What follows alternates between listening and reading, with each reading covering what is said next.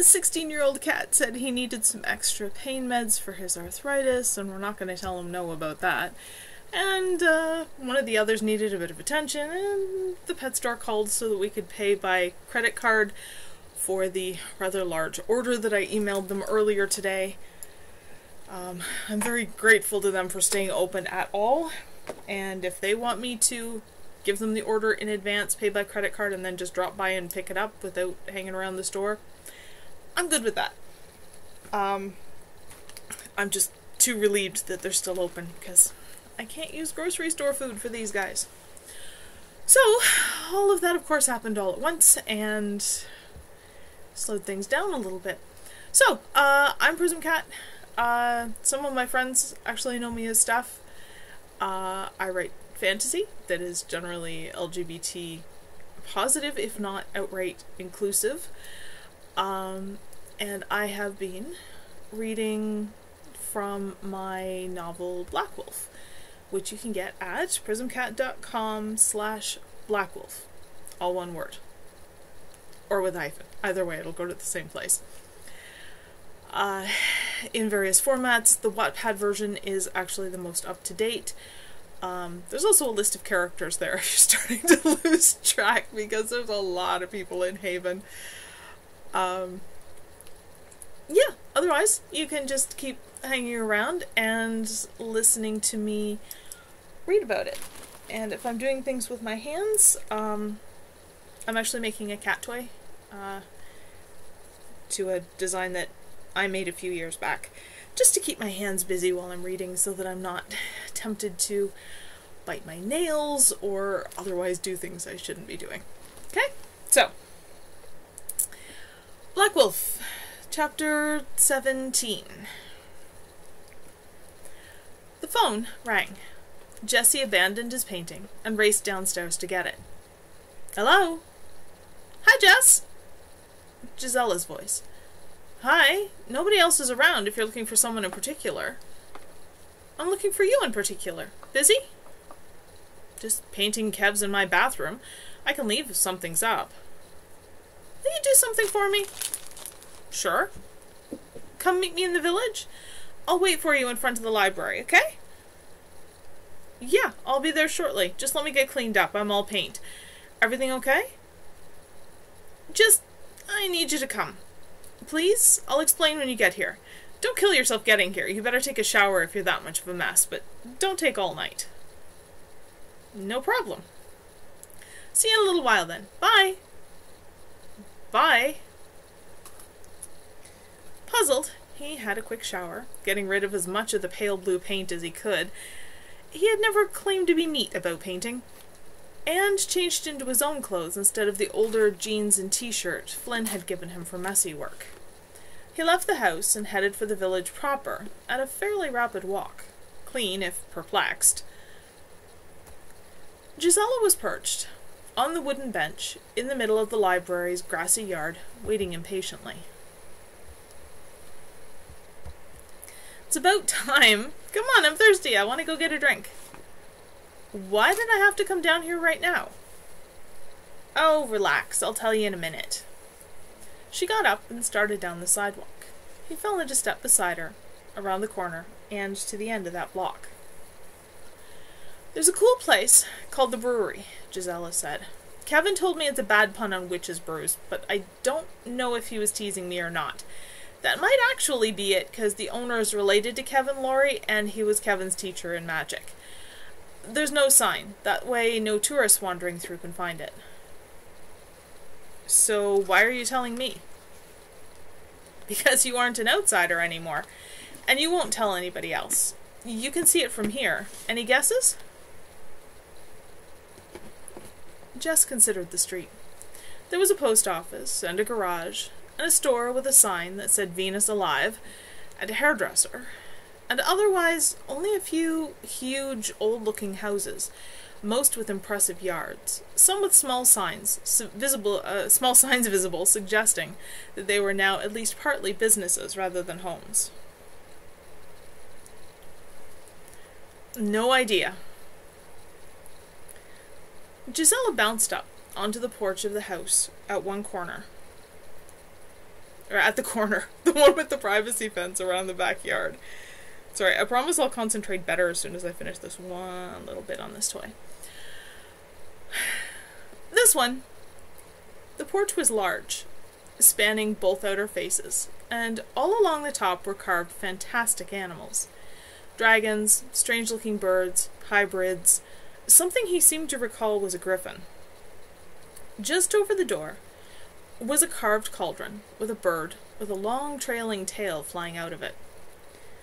A bench was built along the wall, the arms and legs and the ridge along the back similarly adorned. The steps up at the corner led to double doors. Beyond them was a second set of doors. Within lay a wild cross between modern and medieval. The floor was hardwood, wooden beams and pillars supporting the ceiling. The tables and chairs were all made of genuine heavy wood. The room was L-shaped, with a bar along one of the walls diagonal from them, patio doors on the other, showing only the last traces of snow at the moment. Winter in Haven was milder than he had expected so far north. He could only assume some kind of supernatural influence. Although Cynthia would probably say that everything a witch did was within nature. "Come on!" Gisela insisted, when he paused to scan the room warily. She caught his hand and led him to the back part of the L-shaped room. "Well, hello there!" a familiar voice said teasingly from one of the larger tables. Kevin waved to the two empty seats between him and Flynn, the only ones vacant at the crowded table. "Do join us." "I'm getting the distinct feeling this is a setup," Jessie said, but took the seat beside Kevin when Gisela took the other. Deanna laughed. "You see, you weren't here for your birthday, which we found out was exactly 2 weeks ago, so we decided to celebrate it today." "Better late than never," Gisela said. "How old did you turn?" 18.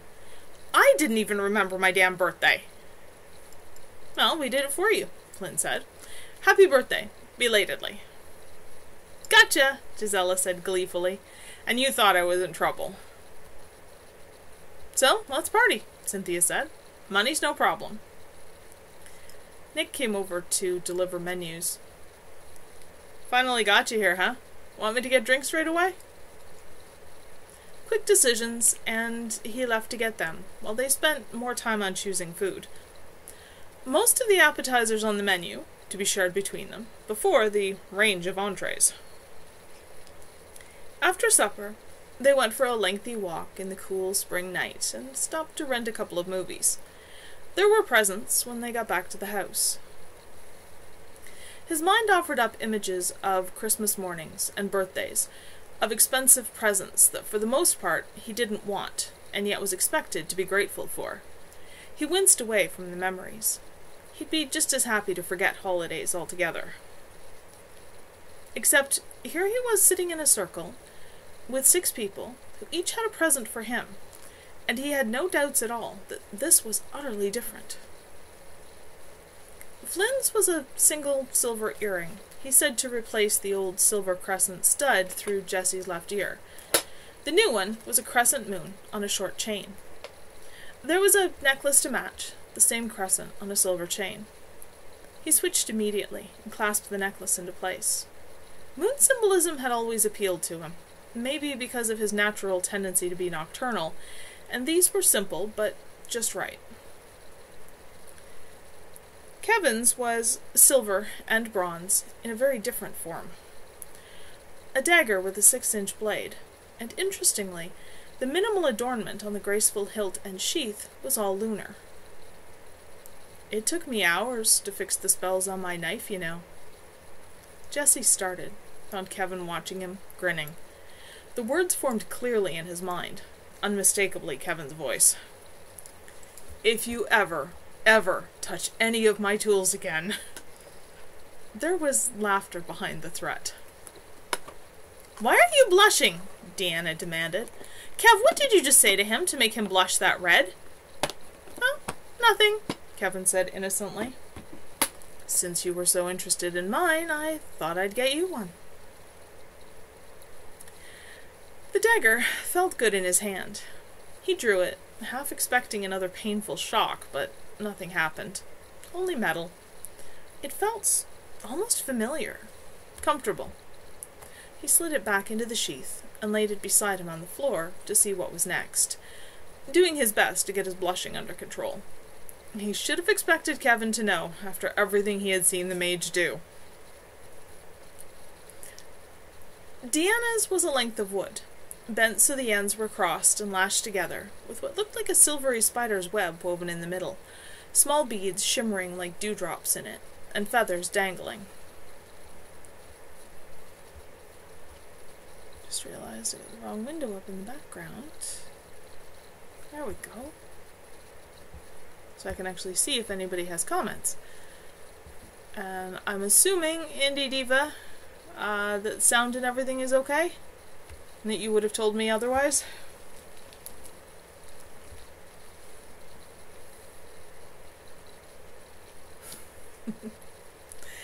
It's a dream catcher, she explained. You hang it by your bed. It's a protective thing for your dreams and outside of them. I made it. Hey, that's cool. Who invented them?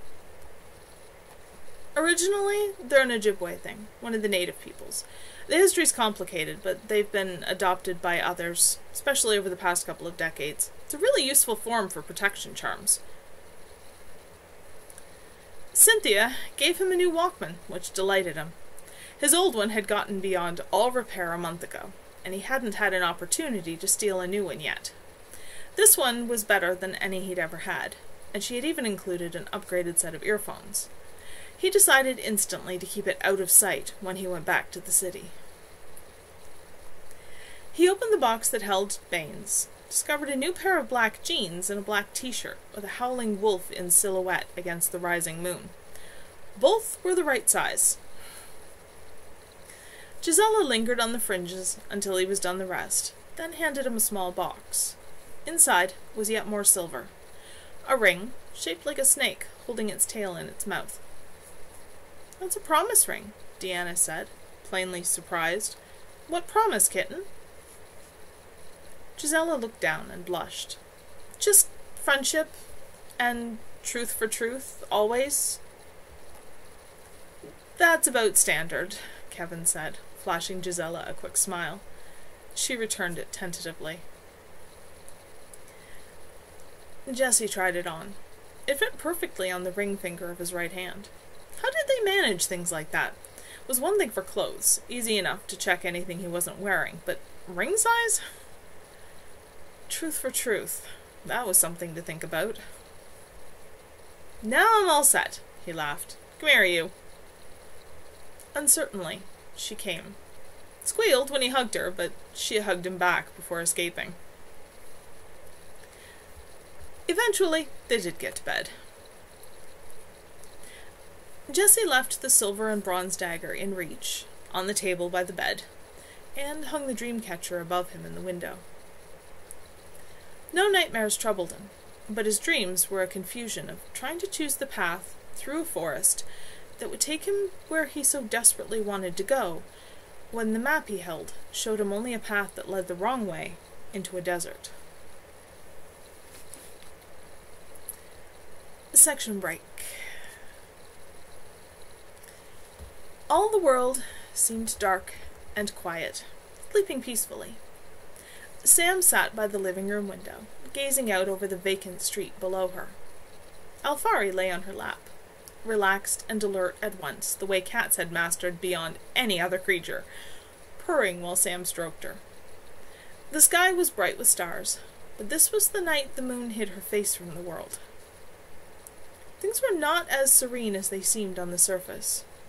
Out there, somewhere, just on the fringes of her awareness, something searched that meant only evil to the one it sought. How it had come here from the demon plane to this, whether called for some purpose or lucky enough to slip through a crack between planes, mattered not at all. It was here. Its presence stirred old memories in her mind. The wolves descended from Alessandria's seventh child, Cassandra, and her Iroquois shaman mate. the community that had formed a century and a half before, the first to support Cassandra's line when they felt rejected and misunderstood by Haven. Then they had found that it brought good to them all. Unity that had been built on hope and love to be their own home, bringing them all together physically.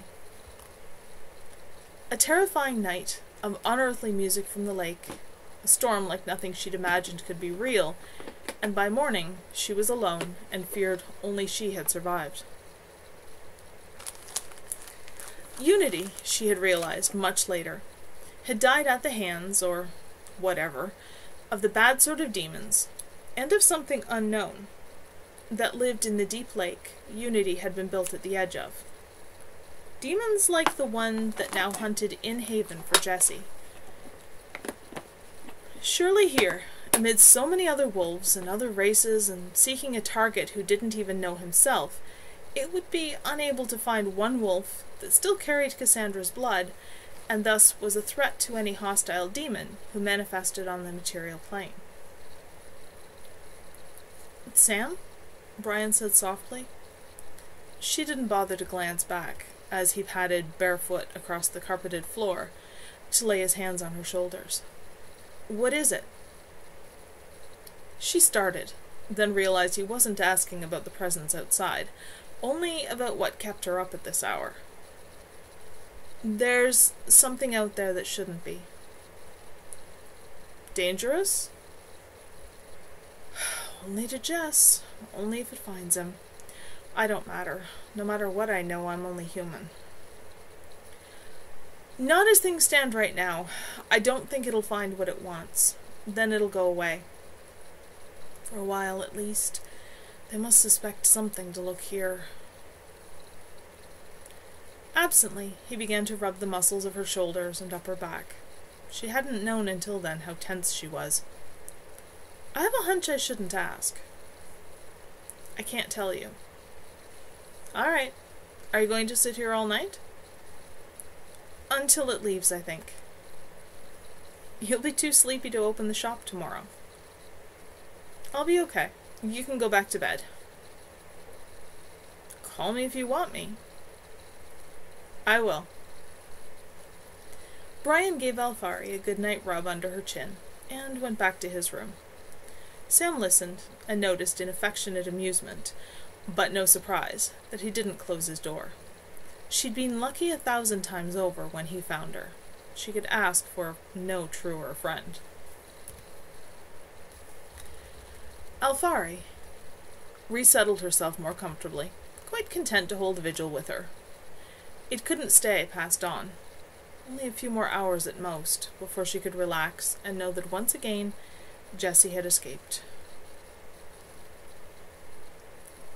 18. Couple of sleepy cats over on my bed over to that side. Every once in a while one of them will make noises in their sleep, or shift position a little bit, audibly. It's always nice not to be alone. 18. Here in the city, with countless lights, there was no way to simply look up and know that tonight was the night of the dark moon. Patrick knew it anyway. Keeping track of details like that ensured that he was never caught by surprise by his demon servants. They would turn on him in a heartbeat, given the opportunity, and the night of no moon was a time of demon power. Much better to have it used for his benefit rather than against him. He walked the streets of downtown, studying those around him measuringly. What kind of prey should he choose tonight? Power or pain? Maybe he would just leave it up to chance and see which he spotted first. "Spare some change?" Patrick glanced at the girl, huddled in a doorway. Occasionally he chose a homeless teenager, deeply mired in despair and self-contempt and shame. It left them vulnerable to a kind word and an offered meal, even at a cost. Each had willingly suffered to feed Patrick's demons, pathetically grateful for praise and approval. It was much easier than needing to hunt once a month, and he'd found uses for them the rest of the time. Of course, they never survived, past the death offering the demons demanded once a year, at the winter solstice. But then it wasn't as though their lives were worth anything anyway. It was probably a mercy, really. This one, though, she still had a core of strength hidden beneath the raggedly cropped hair and the tattered layers of denim and the faded army blanket. She was no use to him. He shrugged, tossed her a couple of quarters, and kept walking. He walked past a bar he knew was friendly to the leather and bondage crowd. The concept of domination and submission and all its layers had seemed like a godsend when he had first encountered it, but he had discovered quickly that for the most part it was the worst possible place to look for someone with the mindset of a victim. The so-called submissives in those circles tended to have too clear an idea of who they were and what they wanted, which made it much more difficult to tie them into emotional knots. Why go to all the extra effort when he could find prey that was so much easier to break? At least he had picked up some useful ideas, though he saw no reason for the great care for safety that obsessed that whole group. Power tickled the fringes of his awareness. He scanned the area, tracking it. It was quiet, muted, but he would never have noticed it at all had he not been searching for exactly that sort of clue. That was a dryad aura. There, coming from a young man with cafe au lait skin, mahogany hair drawn back in a tail. In Patrick's experience, dryads came in two basic types, small and slender, or tall and solid. This one was the latter, but life in the city, where contact with the earth and the trees was scarce, had turned what would otherwise have been the sturdiness of an old oak into an illusion. This one was hollow inside. Probably his mother had a brief relationship with a male dryad, and this one had grown up, never knowing why he was chronically ill and depressed. Patrick followed him, twining light mental fingers into the dryad's mind. Yes, the emptiness he had expected was there, a sense of something missing, a weariness from yet another battle with poor health. He had won, had recovered, but was beginning to wonder whether it were worth it. That he was doing as well as he was implied that he might be healer gifted, which would make it all the better. Somewhere he'd come across the idea that he must have done something in another life that he was paying for in this one. And while he only halfway believed it consciously, some deep part of his mind had latched onto it. Any explanation was better than none at all. Even now he was wondering again what he could have done that was so very terrible. This would be almost too easy. He followed the dryad, reaching deeper into his mind, encouraging the fantasies of atrocities he might have committed in another life. While he was in there, he picked up his name as well. Troy. The dryad left the busier streets, making his way through a quieter area. Around them were offices for the most part, all closed for the day. There was no one in sight. Patrick wrapped an illusion of absence around himself, and nudged Troy's mind with apprehension, enough to make him stop and look around, checking behind him. That gave Patrick a chance to get in front of him. As soon as the dryad faced him, the mage traded that illusion for one that wrapped him in white and gold light, turning his everyday clothes to blinding white, with a suggestion of bright wings. Troy cried out, shielded his eyes with an arm. "Peace, Troy," Patrick said, pitching his voice to gentleness. "There's nothing to fear." Cautiously, Troy lowered his arm, eyes watering from the brilliance. Who are you?" "I've come to help you. Nothing ever goes right for you, does it? Somehow, no matter what, you always get sick again, or you stop feeling that anything matters, and your life falls into pieces again." "How do you know that?" "You did something you shouldn't have in your last life, and you never paid for it. The universe demands balance. So, you've been atoning for it in this life, right from your birth. But you know that already, don't you? Something inside told you that was what was happening. That was why the world, and even your own body, seemed to turn against you, every time it looks like something might work out. Troy lowered his gaze. Yes, he whispered. I've come to give you a chance to free yourself from that. A chance to do your full penance all at once, so you can be free of it for the rest of your life, and continue on from here with no old business outstanding. What happens then is entirely what you can make of it. But it's your choice to make.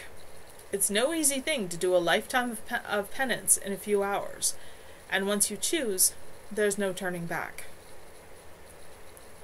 All at once? Troy looked up, hope dawning in his eyes. Then everything will stop going wrong all the time. Yes.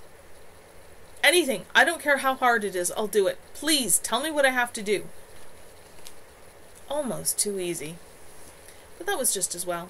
He had no stomach for dragging people off by force if he could possibly avoid it. Go home, Patrick said. I'll come to you there.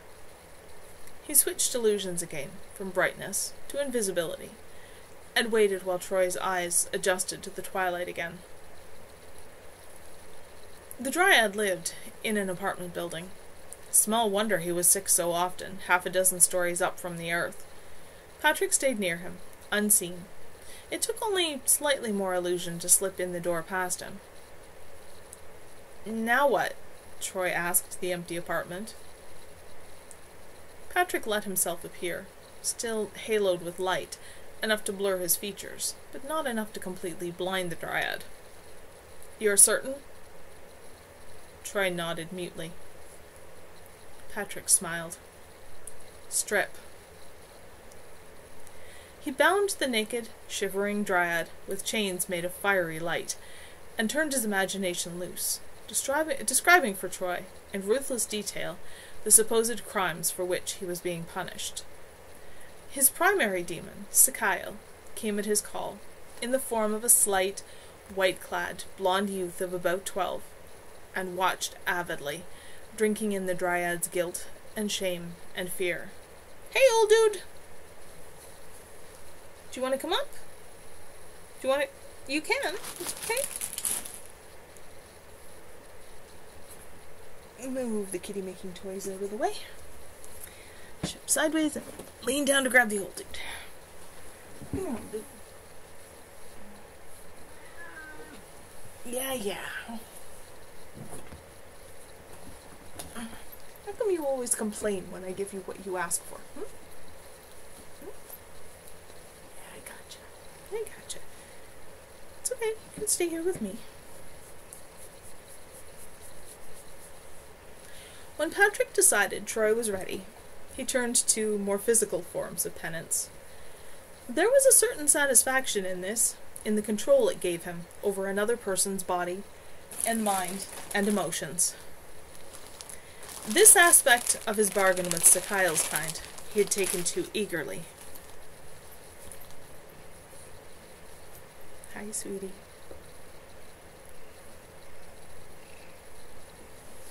Hours later, near sunrise, Patrick looked down at the sobbing, exhausted Dryad. He had done nothing that wouldn't heal, physically at least. It would be months before he recovered from Sakael and the others, feeding on his healing gifts, but even that would pass. The odds that Troy would ever tell anyone about this were low, at worst, and even if he did, who would believe him? Patrick sighed and strengthened the illusion of light, backing it with sunlight warmth. Troy, he murmured, you've done well, and you've atoned for what you did. The balance has been restored. Leave the city, move to a place where you can get back in touch with the earth and the cycles of nature, and go on with your life. You have no further debts to pay. Your life and your future are in your own hands now. Do you understand? Yes, Troy whispered. Thank you. Patrick laid a hand on his forehead and sent him into a deep sleep. By the time he woke, the edge of the pain would be gone. Sakael, go. Wait back at the motel. Sakyle nodded and vanished. Patrick let himself out, laid a hand over the lock and gave it a telekinetic nudge so it snapped shut, and began the walk back to his motel room. Kitty toy that I'm working on, by the way. When I'm done, it'll have about a 6-foot string on it, which cats just seem to go bonkers for, and really versatile. And we never seem to be able to have enough of them, and I've always got friends asking me for them. So, it's a good way to keep my hands busy while I'm reading.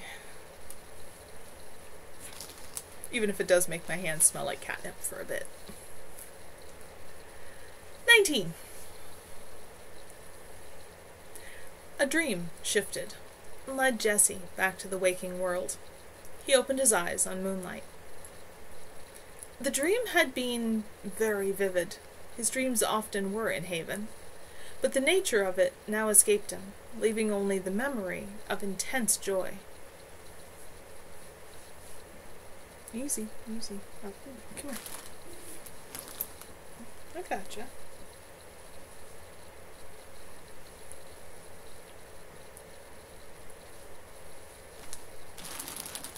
Why don't you just settle down there?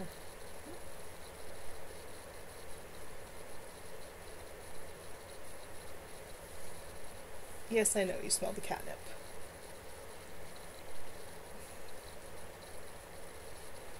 I know. Does the toy smell good? Yeah.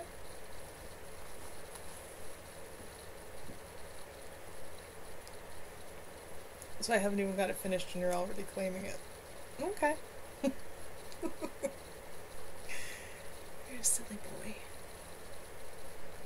Whatever makes you happy. He uncoiled himself, regarded his own hand against the white sheet in the bright pale light. He had never, he felt sure, truly looked at himself before. His body, what was it? Bone and skin, blood and muscle. But what made it his? Made it obey his thoughts? Made it exist in this form? Slowly, he closed his hand, relaxed it, entranced by the subtle shifting under the skin. He kicked off the blankets, sprawled on his back, stretched languorously. Without conscious thought, his hands caressed his body, and somehow his own touch brought him pleasure that made him sigh to himself, eyes closing again. Yet it was easy to imagine he could feel the moonlight, cool fingers playing over his skin, calling to him. Outside, there'd be no glass between him and the moon. He got up, wrapped a black mage silk blanket around himself like a cloak, and opened his door quietly. As soundlessly as he could, he made his way downstairs. It was late April, the air was cool, but he didn't care. He spread the blanket near the fountain and sat down on it. Curiously, he began to explore himself, as one might a new lover, every touch and every sight new and fascinating. The wind brought him tantalizing new scents he had never imagined, couldn't identify, yet some stirred deep instincts. Earth and wind and moon were one, and he was one with them. Everything around him and inside him had always been there, yet he'd been blind to it. He laid back, hands never still. The moon was his lover, the ultimate partner. This wasn't the quick sexual release he knew. This was loving the moon, and in the doing, loving himself, which was another matter entirely. The sharper pleasure of climax, he heard himself cry out. Delicious peace wrapped around him, and he relaxed utterly into it, nothing in him prepared to resist. The only disruption was the wind, and his shivering because of it. The thought of going inside and getting dressed made him wrinkle his nose in distaste. He curled up, bare back to the wind, mind busy with the problem. A simple thought made muscles tighten or loosen, changing shape. Surely, in the magic of the moon, thought could create greater changes?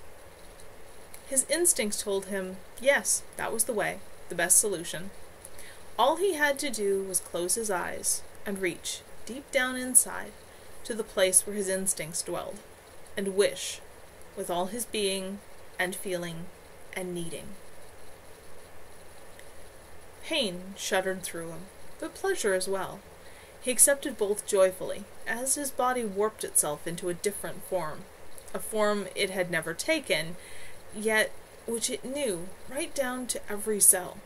It was agony, and it was bliss, and it was for this he had searched, for the incredible feeling of being finally, truly, whole.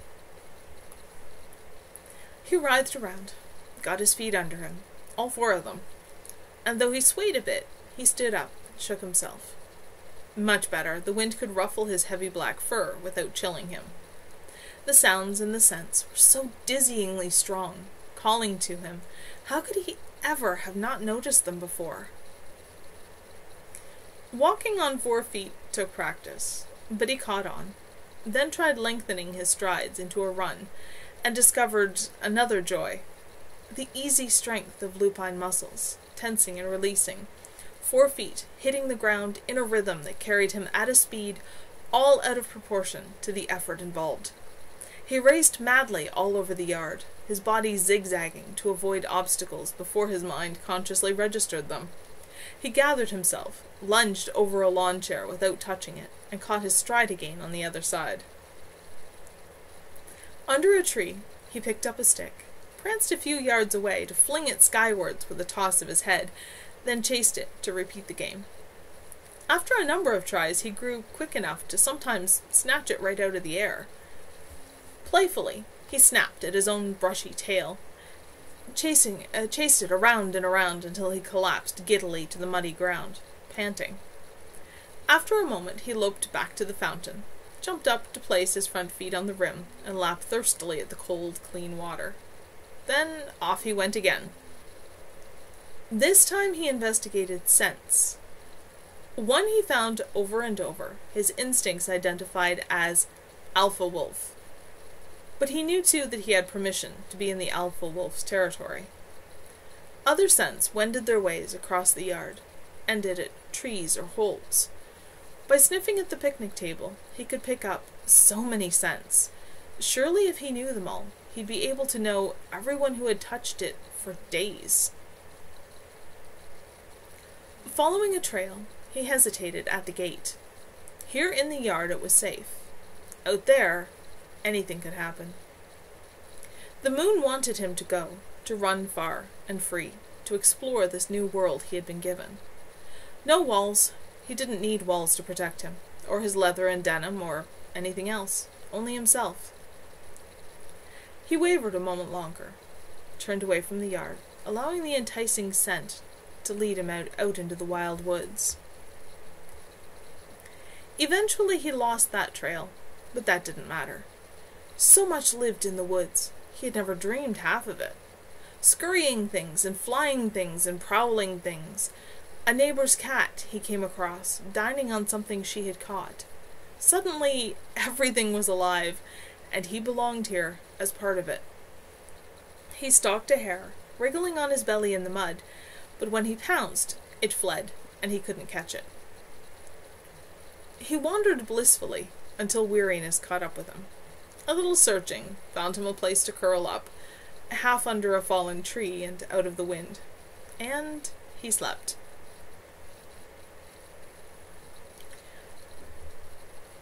Section break. And relevant to not much of anything, but I think that's one of my favorite scenes that I have ever written. It's just something. I don't know.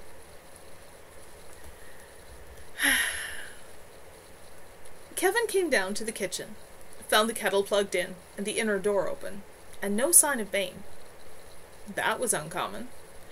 Though Bane, like most wolves, had learned to need only a few hours of sleep, he was also frequently up late enough that Kevin was out of bed before him, especially during the brighter times of the year.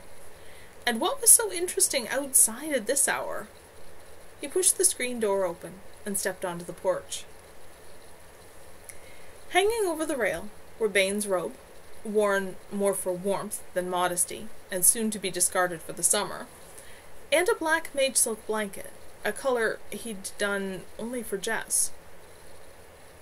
Growing concerned, he sought out his lupine coven-mate mentally and sent a query. "I'll be back in a minute," Bane answered. He sounded satisfied over something. "Nothing's wrong. Go have breakfast. I'll be in soon." "Jess?" A silent laugh echoed in his thoughts. "I do believe the moon was running high in someone's blood last night." "Oh? Now that was interesting." Contrary to popular belief, the full moon was unrelated to wolf shape-changing. However, if the moon were bright, and a wolf in the right emotional state, it could have a powerful effect. Some called it moon madness. Wolves called it making love with the moon, and rarely discussed it in much depth. Cynthia joined him while he took cups from the cupboard, no more awake than he had been until he repeated his brief conversation with Bane. "He's okay?" she said excitedly, eyes widening. "Would seem so." True to his word, not long later Bane came in, naked and mud-splattered, but he looked pleased as he sat at the table across from Cynthia. Kevin pushed his usual cup of tea towards him. "So, where's Jess?" Cynthia asked. "Beats me," Bane laughed, reaching for the sugar. "Anywhere in the township by now. I was out trying to track him. I know one wolf cub who had a hell of a time out in the yard last night. Scent trails go every which way so much I can't untangle them. One trail matches a hare's. He followed it out the north gate, then it doesn't come back. I tracked him for a good half-mile or more, and it goes all over the place." "He changed." "Yes." That explained the intense satisfaction. "Jess is out there on 4 feet somewhere. I predict thoroughly worn out and asleep by now." "That's wonderful! The key part is somewhere, though. How are we going to find him?" "We don't." "Oh, come on," Kevin objected. "He doesn't know how to hunt, or anything else, really, and you want to leave him out there." "Yes, he'll be fine. He can find his way home when he wants to. I'll pass on the word to friendly wolves to keep an eye out for him, just in case he does need help, but I doubt it. He's even more of a survivor than most wolves. Let him go." Cynthia sighed.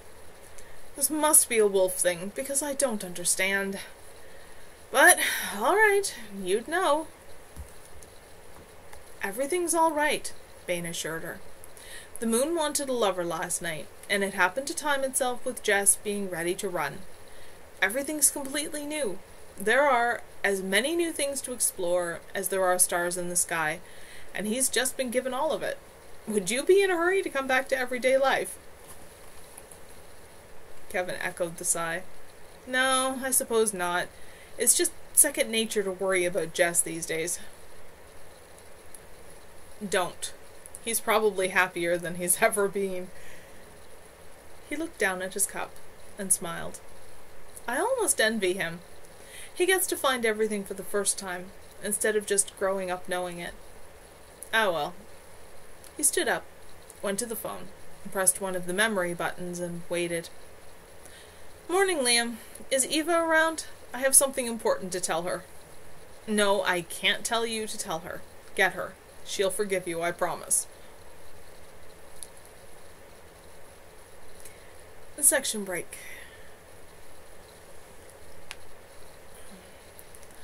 Twilight. Jesse woke, untangled himself from his bed, and stretched lazily before relieving himself a short distance from his den. He was hungry. He had to find something to eat. That was of primary importance right now. He saw hares, learned to identify their scent, most often at the edges of the wooded areas, but he lacked the skill to catch the swift creatures. There were largish birds that liked to run around on the ground, but they were hard to spot and tended to explode noisily into the air, disturbing everything in range. He had better success with a few mice and a squirrel, much to his delight, and devoured each. That wasn't enough, so he kept searching.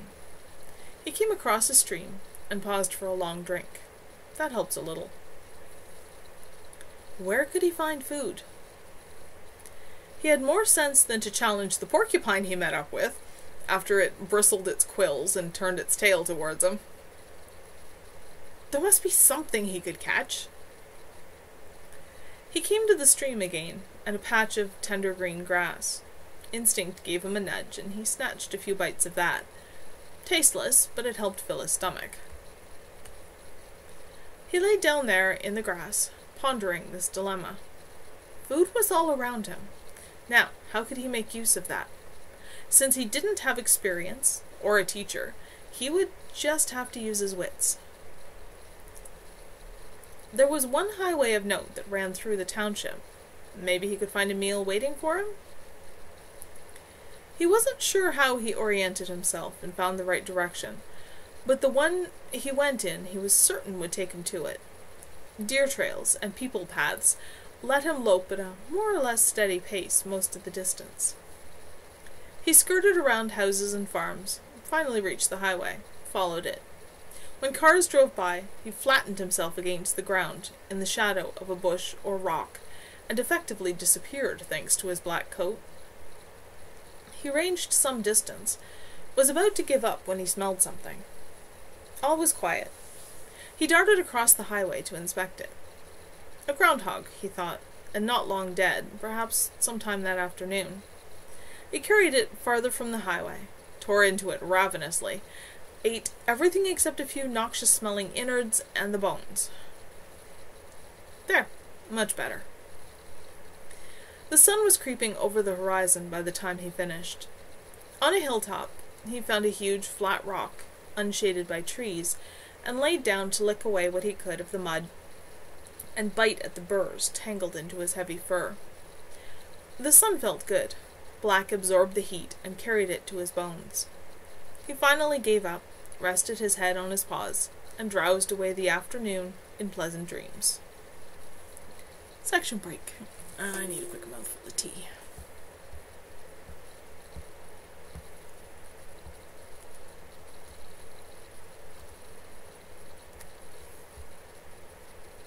I'm just trying to keep track of stuff here.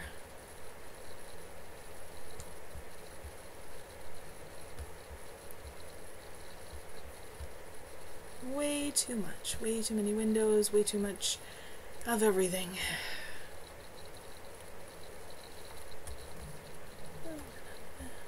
Okay. Just checking that there wasn't somebody yelling for my attention somewhere else.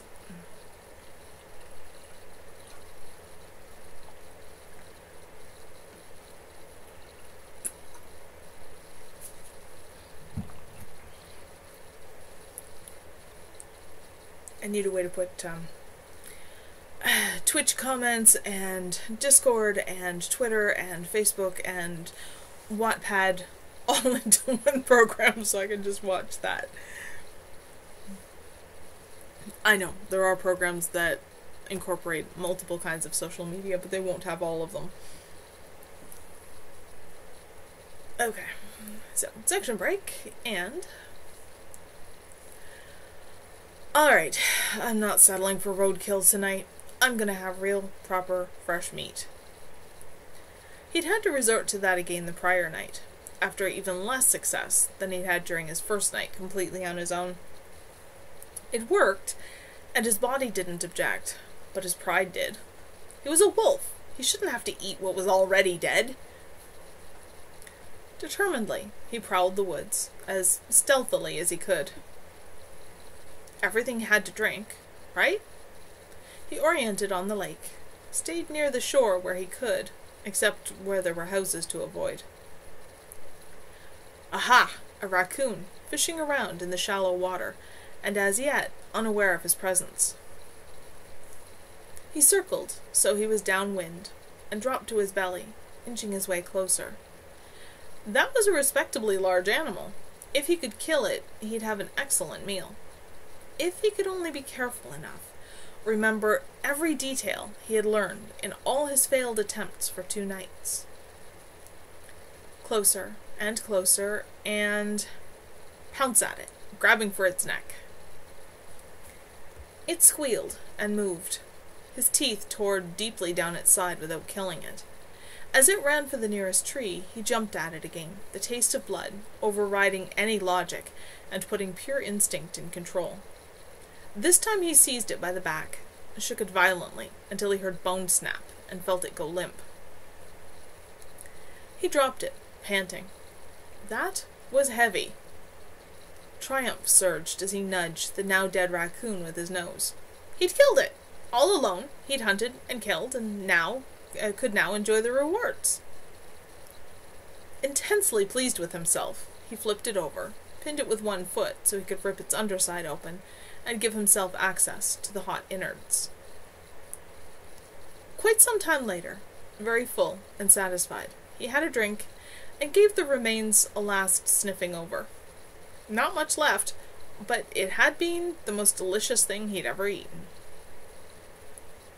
He sought out a place that would be sunny later, on another glacial rock, and stretched out on his side contentedly. Now he knew he could do it. Surely he could do it again when he needed to. He felt no hunger when he woke the next night, thanks to the heavy meal he'd had. That meant he could explore without that nagging at him. Where was he? Still in Jannicott Township, he thought, or at least near it. Some distance from Haven and home, though. Maybe he should head back that way? There must be other wolves around. He'd caught traces here and there, and it would be both dangerous and discourteous to intrude into the territory of another pack. He could turn back towards Haven. That would be better. It felt marvelous to be out and running. He used the roads, slipping away and out of sight from headlights and people when necessary. But that happened rarely. The moon above was waning, yet still bright enough to call to him, to add to the thrill of the exercise. There, he was getting close to Haven. He circled around the village proper, let his homing instincts lead him to a high stone wall by the lake. This was home. If he stayed near here, all would be well. That was all he had to remember. There was plenty of room to hunt.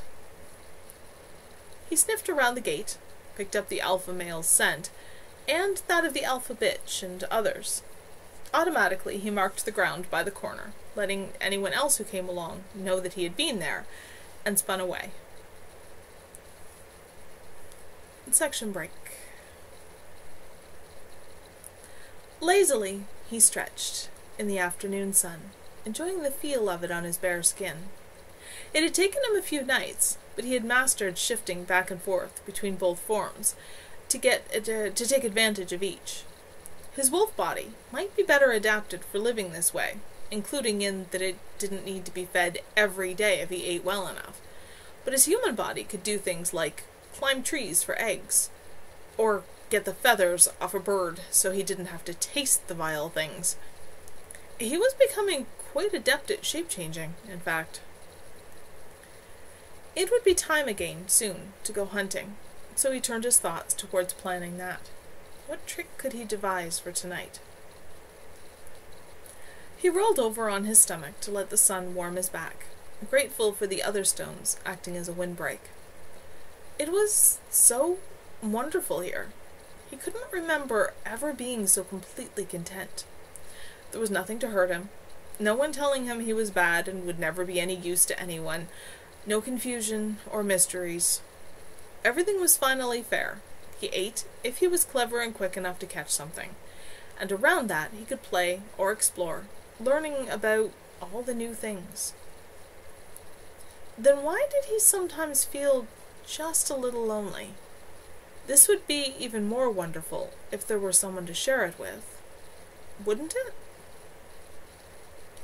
He tried to dismiss that, to concentrate on planning tonight's hunt, but it persisted with increasing strength.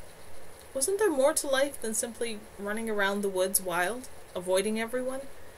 Maybe a life where he was some use to someone, and a life where he had a pack to run with, instead of all by himself?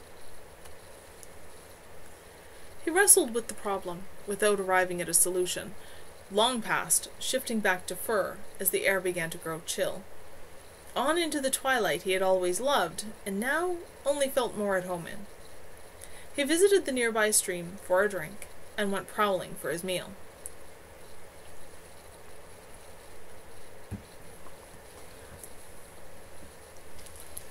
Not so very far away, a wolf howled, and a moment later, in ragged order, 3 others replied. He listened, and a few minutes later heard them repeat it, this time all closer together. He recognized them, though he wasn't sure how. He could go join them, stay with them.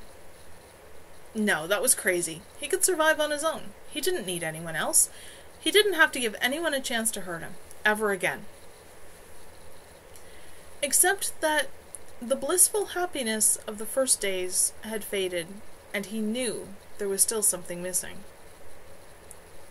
Uncertainly, he turned in the direction of the last set of howls. Maybe he could have company, just for tonight. They must know a lot more than he did, and maybe they could teach him. He didn't have to stay. He could always come back. The woods and wind and moon would always be ready to accept him without question. He got near where he thought they must be, but couldn't find them.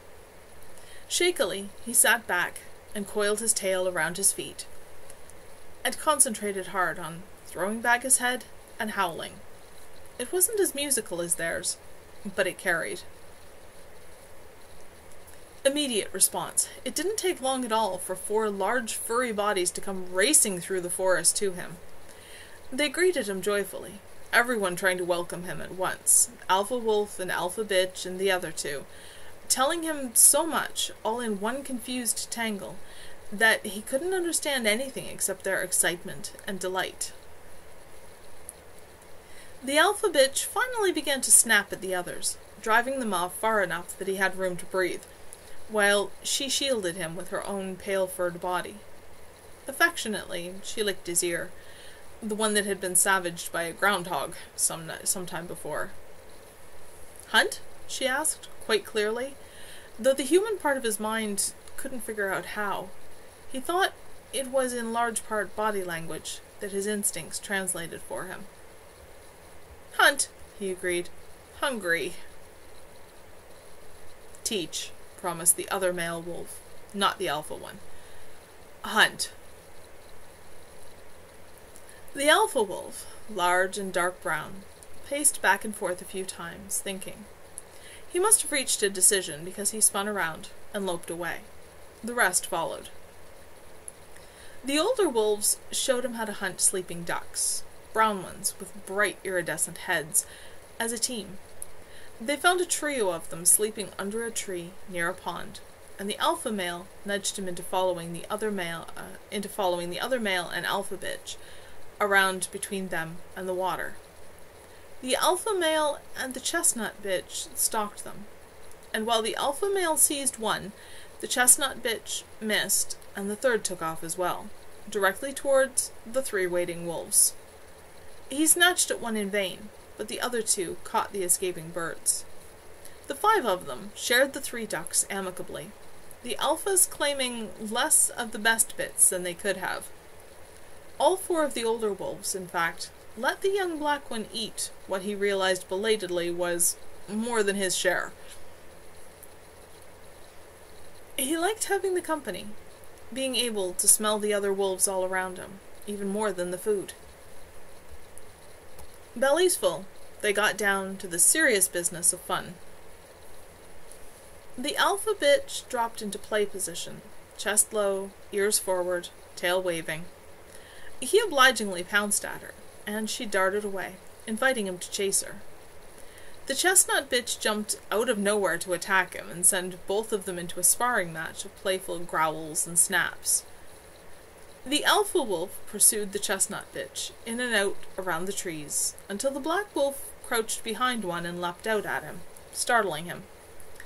The alpha wolf knocked him down and pinned him, not hard with his greater mass, and licked mischievously at face and ears and throat, while his captive squirmed half-heartedly.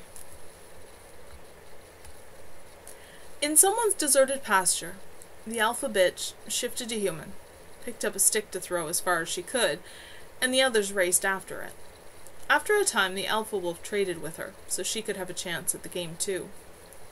The black wolf was smaller than all save the alpha bitch, much the same size. That gave him a little more maneuverability, enough so that a reasonable number of times he was the one who snatched up the stick and ran back with it before anyone could take it from him. It felt like too soon when the other wolves said farewells and scattered home, yet he had to admit he was exhausted.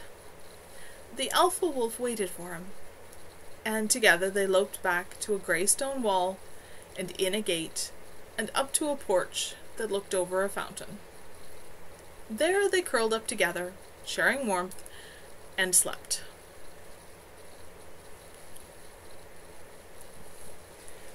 Okay, I have to sec while I grab my measuring string here.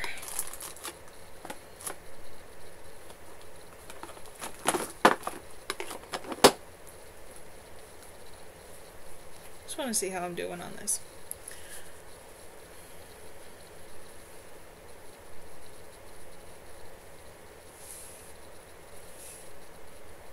Still got a ways to go. Okay. 20. Her belly full, for the first time in days, Andry left Jason to guard the rest of the deer they had brought down, and trotted back to collect their belongings. The ground was clear. No snow at all penetrated the thick conifers to whiten the rusty needles below. A sharp crack was the only warning she had before the tree fell. She lunged forward, and it missed her, though not by much. Instantly wary, she spun around, searching the still air for any scent of danger. Shadows detached themselves from the rest, and drew themselves together into a solid form. The upper body was grotesquely humanoid, yet with 4 clawed arms. At the waist, its body trailed off into that of a massive snake. Another one. Once, attacks from the demon plane had long intervals between them, so long they had wondered sometimes whether they had been forgotten or dismissed as not important, and maybe they could settle down somewhere. They always turned up eventually, though, even if it took a while. Presumably it wasn't easy to get themselves called here, and then choose their own prey, or to find cracks between the planes that they could slip through alone. Lately the frequency had been increasing. Not at all a good sign. This demon advanced towards her, baring teeth that put a wolf's to shame. She crouched, growling a warning, her ears flat against her skull. She could feel the rhythm of her heart speed up, the rush of adrenaline. It darted forward with surprising speed, all 4 arms extended to snatch at her. Andry slipped away to the right, and tore at its side with her teeth, but they glanced off metallic scales. It thrashed sideways, and she barely escaped being swept off her feet. She circled around it, trying to decide how to attack. She doubted she'd be able to get her preferred grip on the back of its neck, so something else. Even demons had to follow some rules when they took physical form. She just wished she had had longer with her mother to learn all the tricks of killing demons. It came at her again. How did it move so quickly with that awkward-looking tail? And again she ducked sideways.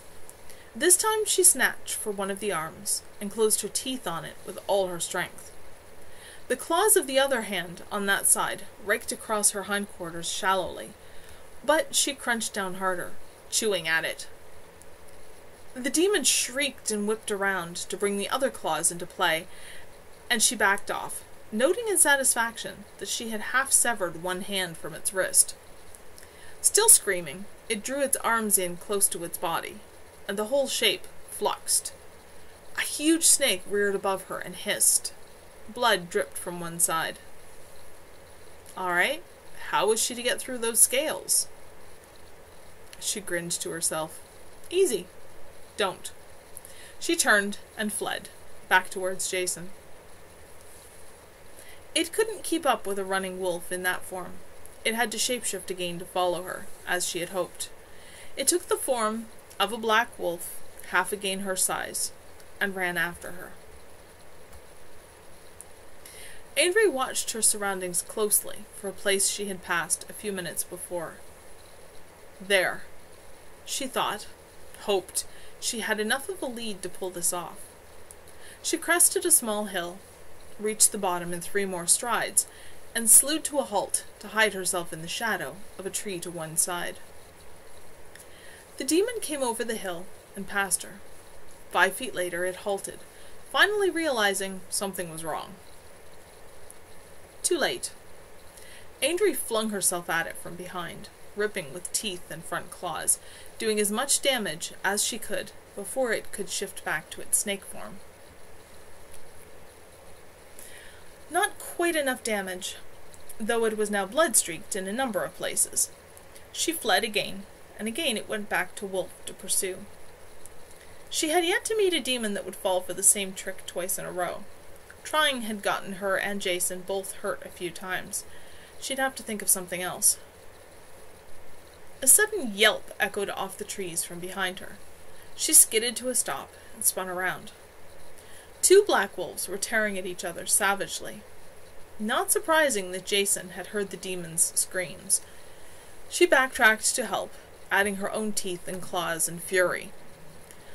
Some of the blood she smelled was hers and Jason's, but the scent was overwhelmingly that of the demons. That of the demons? Whoops, just realized there's a typo there.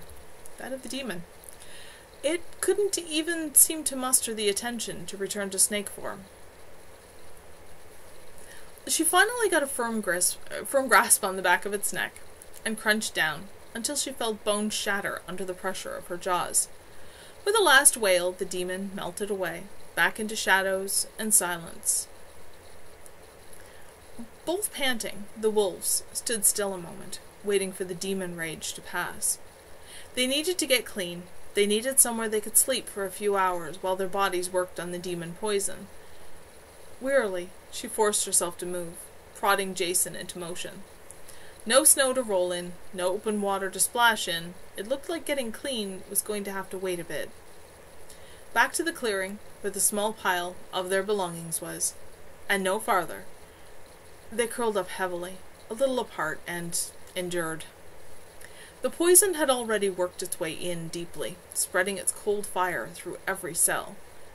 Gradually, Andrea felt it fade as wolf resistance to poison came into full force.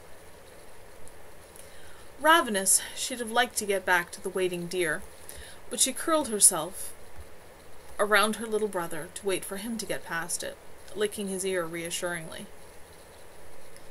Finally, he struggled to his feet and shook himself, then licked in disgust at the acid-tasting demon blood that matted his fur. Andrea sympathized. She wanted very badly to get it out of her own coat. She shifted to human, scraped the caked blood with her nails, then called Jason over while she dug in her pack for the brush they had stolen from a pet store. She brushed out as much dried blood as she could, checking at the same time that none of the wounds he had taken were too serious. She decided they would have to go slower for the next few days, but what difference did it make? It wasn't like they were going anywhere.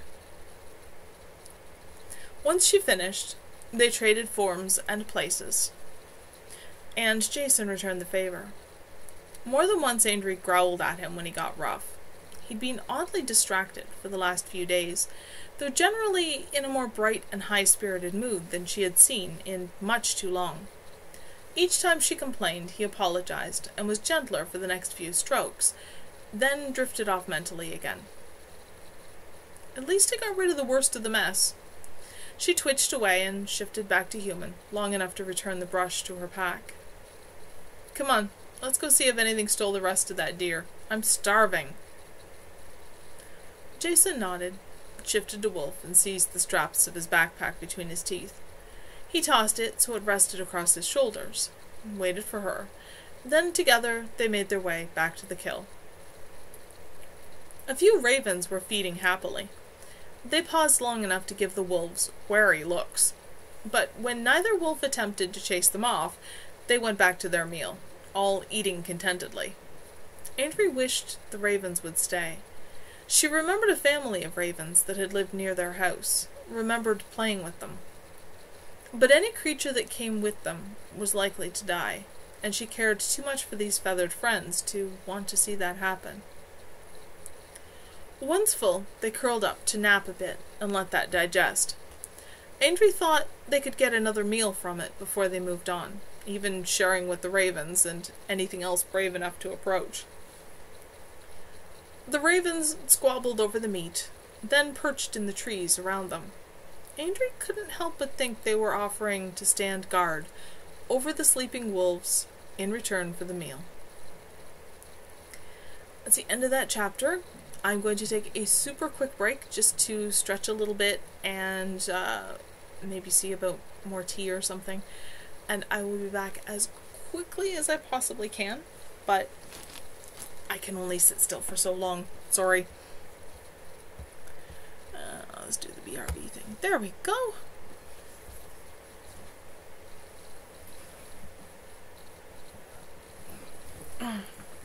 Yes, hon?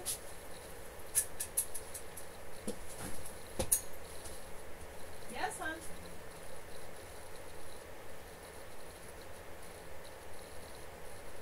Why?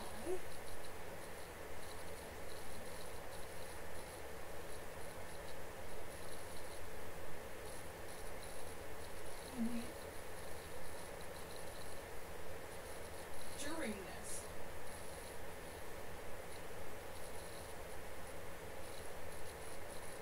Now.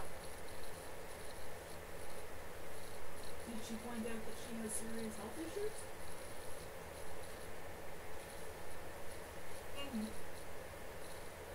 If she tells them she has serious health issues and she is supposed to be staying home and social distancing and stuff so that she's not going to get sick.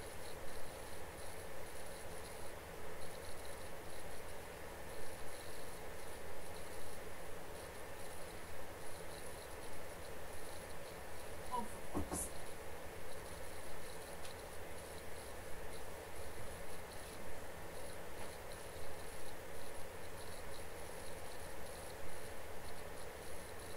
Get on Twitter or something. Complain about it.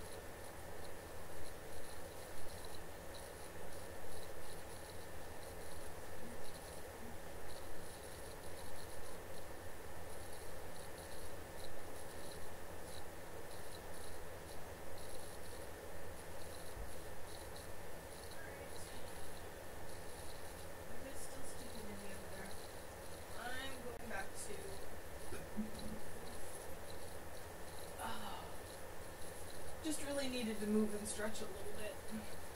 It's actually more that than really needing the bathroom or anything, just stretching a bit.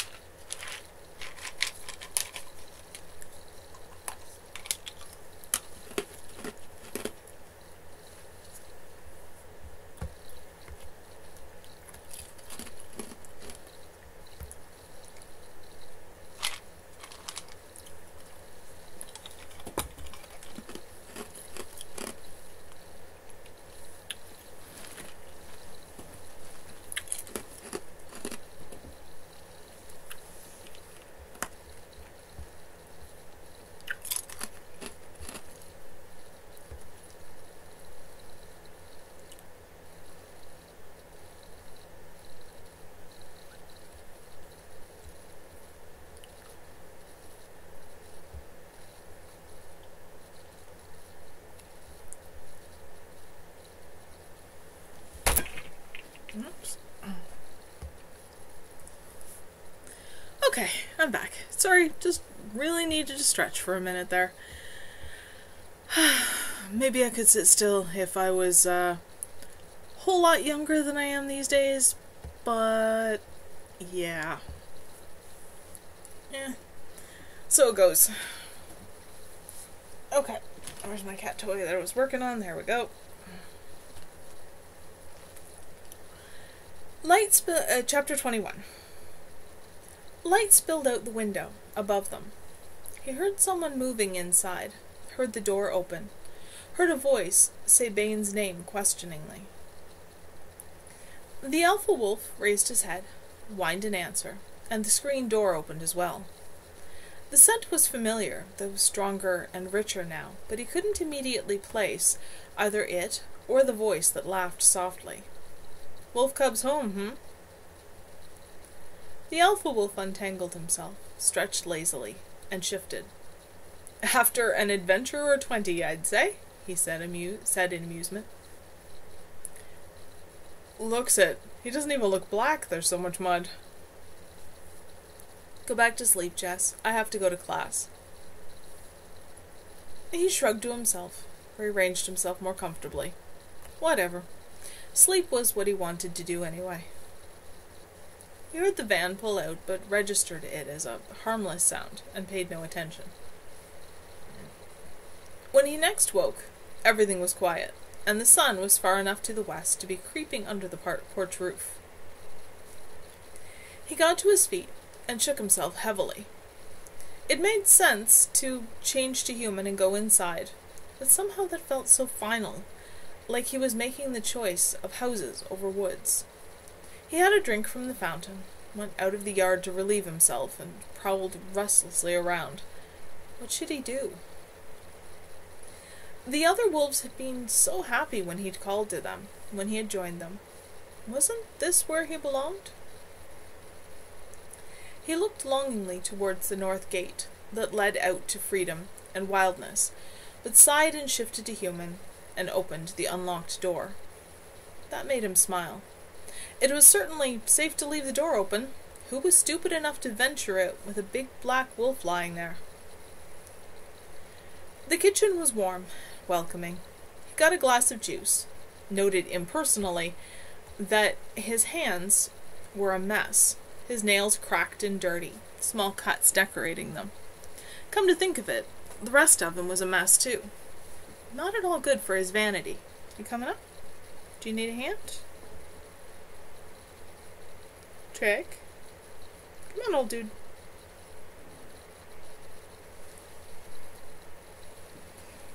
All right. Come here.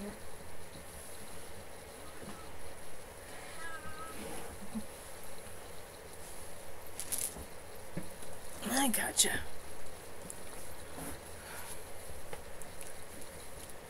Come to think of it, the rest of him was a mess too.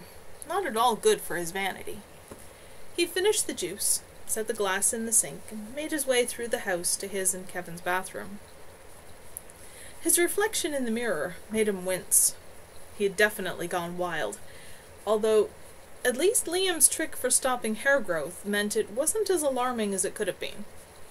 He could think about things after he was clean. The hot shower felt wonderful, washing away the mud and grime. His hair was more of a problem. It took considerable amounts of shampoo to get it clean, then even more conditioner, and a lot of muttered curses to comb the tangles and the burrs out. What's the matter? Still naked, but feeling much better, Jesse went to his room, across the floor to the mirror.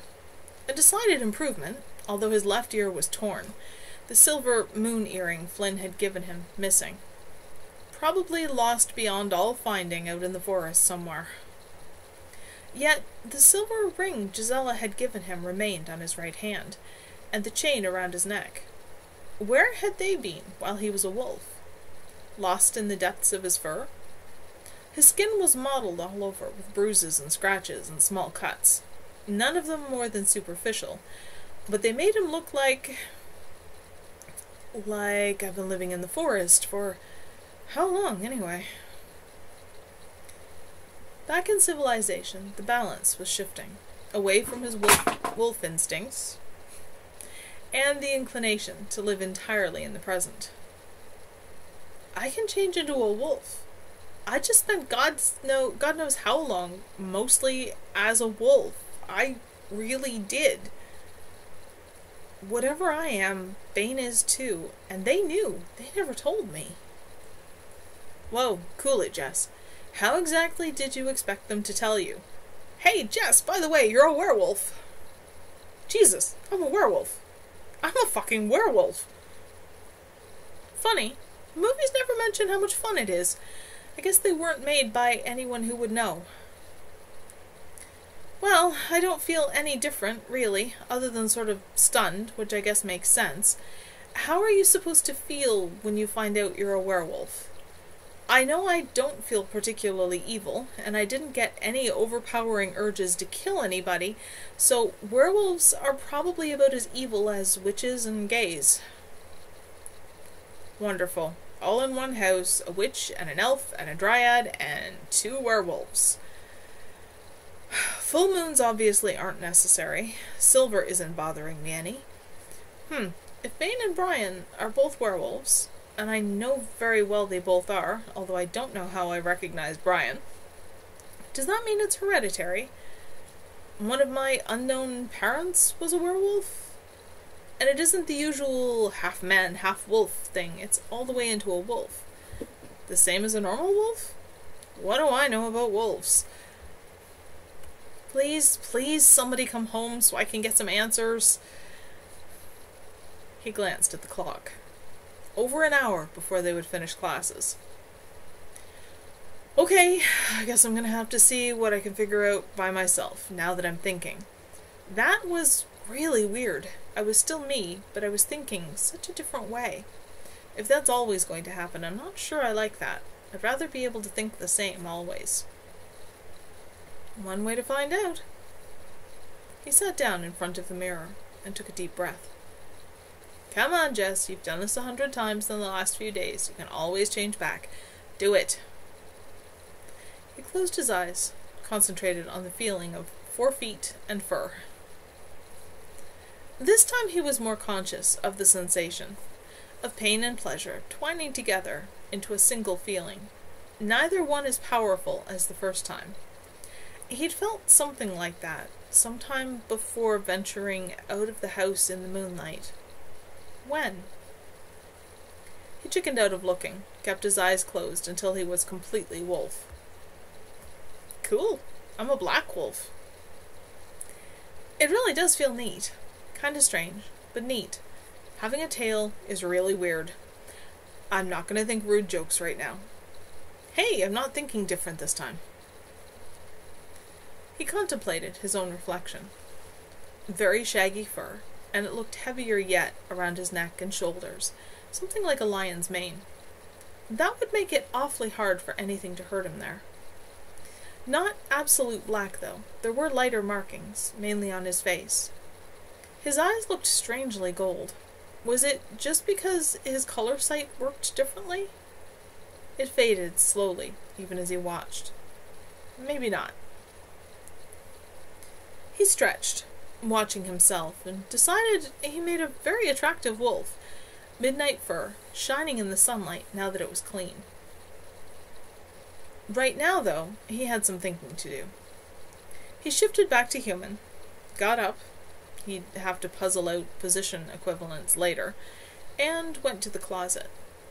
His jeans and a t-shirt made him feel a little more normal. He curled up in one corner of the love seat, trying very hard to track down the elusive memories of that sensation. So strong, he had thought he'd be torn apart. A glimpse of a woman with red hair and a mocking smile. It had to be during his missing days, the time immediately before waking up with Kevin there, because he didn't think it came from his missing early years. He was still worrying about that when he heard the van pull in. Not that he'd ever been able to hear it before, but then his senses were still almost as keen as they were when he was a wolf. Not long after, Bane knocked on the open door. "Can I come talk?" "Please!" The alpha wolf perched on the window seat, nearer to Jess. "I'm guessing the first thing you want to know is if anyone knew, and if so, why no one told you." "I think I figured out part of the story, but that piece I'm missing. I have a hunch it has something to do with the redhead with the attitude, and that it's connected somehow with the fact that someone broke an addiction for me that I couldn't make myself shake alone. And to something Gisela said once, about sometimes healing someone like she did me leaves side effects. I don't think she meant fixing my hand. I think there's something in my missing couple of days that you've all known all along and not told me." Bane smiled, and Jesse picked up a scent that the back of his mind translated as approval and affection, though he was too on edge to really respond to it. "You do a good job for a puzzle with missing pieces. And you're right." "Why?" "Slow down. Let me explain. We were truly trying to do what was best for you, Jess. I'm not sure we didn't make a mistake, but we had good intentions." "The road to hell." "I'm aware of that." "Well, being a wolf has nothing to do with being bitten, in a literal sense." "I think if you're being bitten by a wolf, you've got worse things to worry about." Bane chuckled at that. "True. Wolves are another race or subspecies or whatever, like elves and dryads. However, wolf blood can be passed on latent, asleep, indefinitely. What wakes it up is power sharing with a fully active wolf. And this thing the redhead wanted me to do, sitting in a circle with her and some other people, that was like the circles you do every week. Power sharing, and someone there was a wolf." "I suppose, technically, it's much the same," Bane said distastefully. "Although it might be better to say it's the difference between rape and love. The redhead is Rebecca. She's a wolf. And the elven mage and the witch from her coven were there too. Rebecca has a long-standing grudge against Sundark. The reason isn't currently relevant, but she seriously hates us. When a latent wolf side is awakened, it creates incredible amounts of power for a short time. Rebecca used that to attack Kev and Dia and I while we were alone. I don't think I like her. What happened? Flynn warned Kev in time for him to shield us. Kev lost his temper, which he fortunately rarely does these days, and hit back with everything he had. Rebecca threw you in the middle, which protected her and her coven, but damn near killed you. I would imagine so. I've seen what he can do when he's just messing around. This is where Gisela comes in. Yes, we weren't about to leave you to die. We tracked you down, and Kev gated Gisela and Flynn there fast. Gisela lost you briefly. I figured that was it, but that fool mage jumped in the middle of the night, after already mostly draining himself, and somehow the two of them managed to drag you back. That is what left you linked, all three of you. Not the way a coven is linked. It's pretty faint and pretty deep, but I rather doubt it's going to break. Uh-huh. Suddenly, I understand a lot of little things. That still doesn't explain why nobody just told me all this. Maybe not when I first woke up. I would have been out of there awfully damn quick. But you've had, like, over 6 months of me in and out. Christ, this time alone I've been here for a month or more. Bane was silent for a moment. Rebecca hurt you very badly. I just told you that. Even Gisela, with Kev backing her, couldn't mend the damage much beyond getting you back to safe ground, and there was no reason to think any other healer could do more. We weren't sure if it would ever heal completely, and we were afraid we were going to have to tell you, "Well, sorry Jess, you could have come run with the wolves, except there's too many psychic scars, you won't ever be able to." I, at least, was quite sure you'd never heal. He chuckled softly, which at first I saw as a good thing. But Kev talked me into putting up with you, past the day I picked up your scent in my room, and at some point I started hoping you'd heal instead.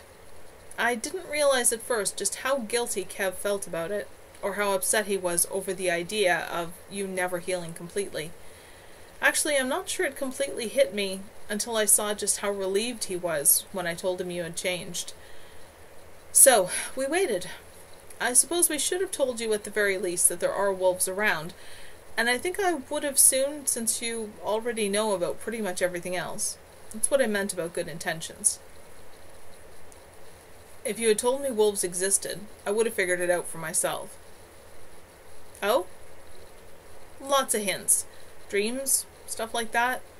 I couldn't possibly have not put the two together. I'm good at lying to myself sometimes, but I'm not that stupid. Nobody thinks you're stupid. I suppose half a Haven was in on this. I'm not sure if I'm flattered everybody thought it was worth the effort, or supremely pissed off at the whole bunch of you. You do have a perfect right to be. Both fell quiet again. So, Jess said, I'm a werewolf. Wouldn't that freak Shane out something fierce? What don't I know about being a werewolf? A lot. That's going to take some time to learn. Major points. Bane shrugged. Our first responsibility is to protect. There are things out there that feed on psychic energy, whether it's magic or creativity or passionate emotion, and even Kev can't protect himself. Wolves can fight them though, and we do, even though it means getting hurt sometimes. I can't think of any incident of a wolf smelling a predator in range and not attacking it. That was how I met Flynn, in fact. He had just come to Haven, had no clue, was out wandering around. He almost got munched, but I killed it and then scared him half to death by changing to human. He grinned. He smelled like a seer. He was in Haven. How was I to know he had never seen a wolf before? That was a fun thought, especially since nothing ever seemed to surprise Flynn. there can't possibly be enough wolves to protect everybody, and you can't be with everyone at once. The Coven Link protects.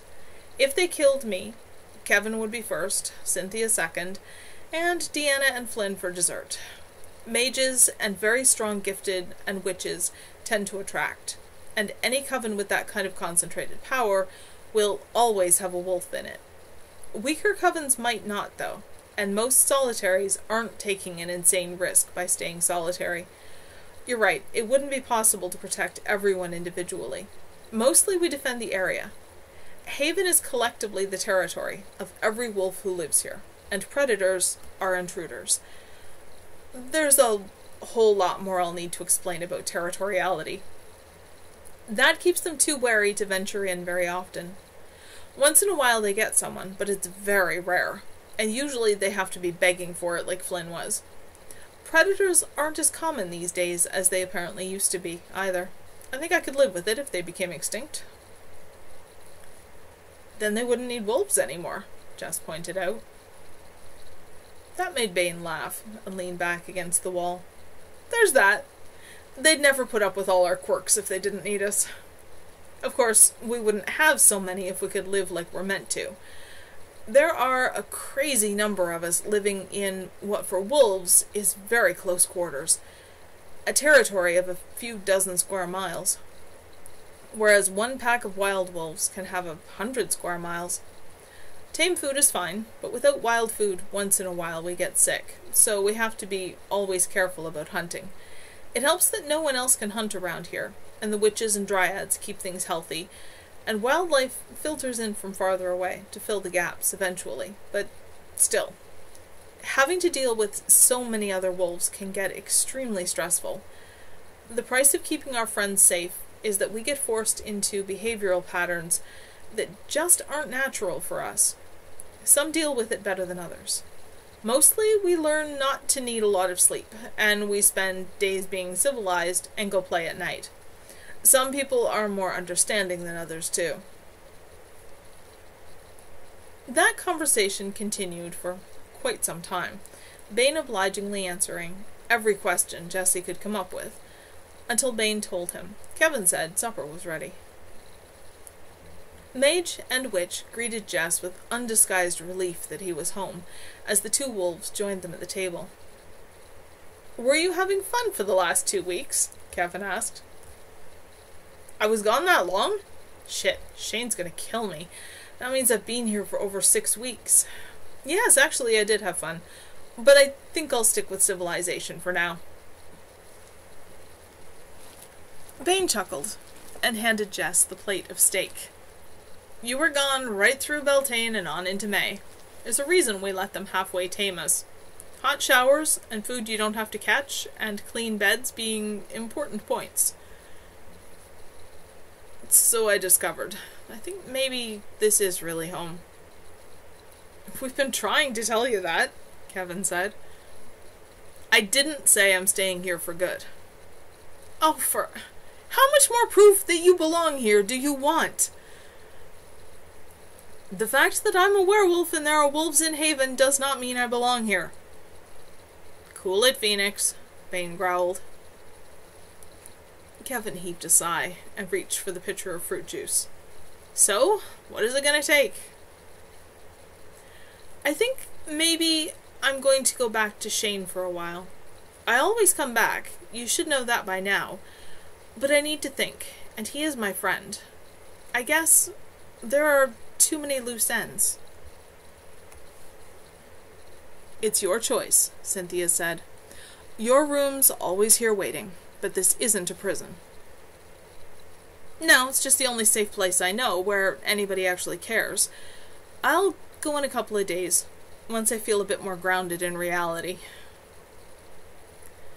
"Not until Gisela gets a chance at the mess you made of your ear," Bane said. "She can fix it. Healers get used to fixing ears for us. And not until we have the party to end all parties. We can't have a party to celebrate your being fully wolf without you here, can we?" "Oh, good God. Not another party. Didn't they ever stop?"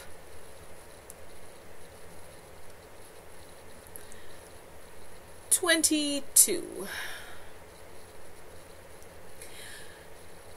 Gisela wondered how people had picnics without witches. Cynthia, Naomi, and Nick, between them, were holding a shield over the picnic table to keep ants and bees from being drawn to the lavish selection of munchie foods Kevin and Laurie had made. Everything from fresh fruit and vegetables through cold meat and deviled eggs to cookies and tarts. The witches had also talked a couple of barn swallows into hanging around to take care of any biting flies and the mosquitoes that would soon start to show up as the sun dipped lower. There were bats living in a bat house that could be coaxed into taking over after dark. Okay, so bugs have their place, especially the bees and ants because they're helping with the yard, but having a picnic with them? That would be annoying. The sun was pleasantly warm without being too hot. The ground was dry enough that they could all simply lounge on the grass. Not far away, the fountain they'd had to pay a plumber to fix played cheerfully, glittering in the sunlight. All the other improvements on the yard, she and Deanna and Liam and the three witches had done. Beds of plants with bright flowers and pleasant scents would continue to bloom in sequence right through until fall. Naomi, who grew houseplants and spices to sell, was especially good at that, except with the colors, obviously. And vivid little green hummingbirds flitted around them, right along with the heavy bumblebees and graceful butterflies. The rock garden was well on the way to being repaired, though she couldn't see that from here. It would take them years to do everything they had thought of, but for the moment, they had made a satisfying beginning. "I would not, for anything, be a wolf," Nick said idly. Sprawling on his back, with an arm over his eyes, Gisela thought he looked like a contented cat. Off running around and introducing Jess to the other packs is not my idea of fun when I can be right here. Sonia giggled and fed him a green grape before eating one herself. Lazy. "He has a point," Flynn said. "Between lying in the sun, with the elven mage idea of a light snack, and friends to whom you have nothing to prove, or running all over Haven and having to worry about who's alpha and who's got more status than whom, and all the rest of that junk, I'll take being right here any day." "We'd be in an awful lot of trouble without them," Deanna pointed out, just a bit sleepily, leaning back against Cynthia's raised knees while the witch braided and unbraided her dark hair, just for the sake of playing with it. "Nobody said anything about not appreciating them," Naomi said, and gave Gwyn another bite of mock chicken. "Just being glad not to be them. I don't understand how they can put up with it either." "Within one pack, it isn't so bad," Sam said. Alfari sniffed at her plate and helped herself to a slice of ham, dragging it off onto the grass.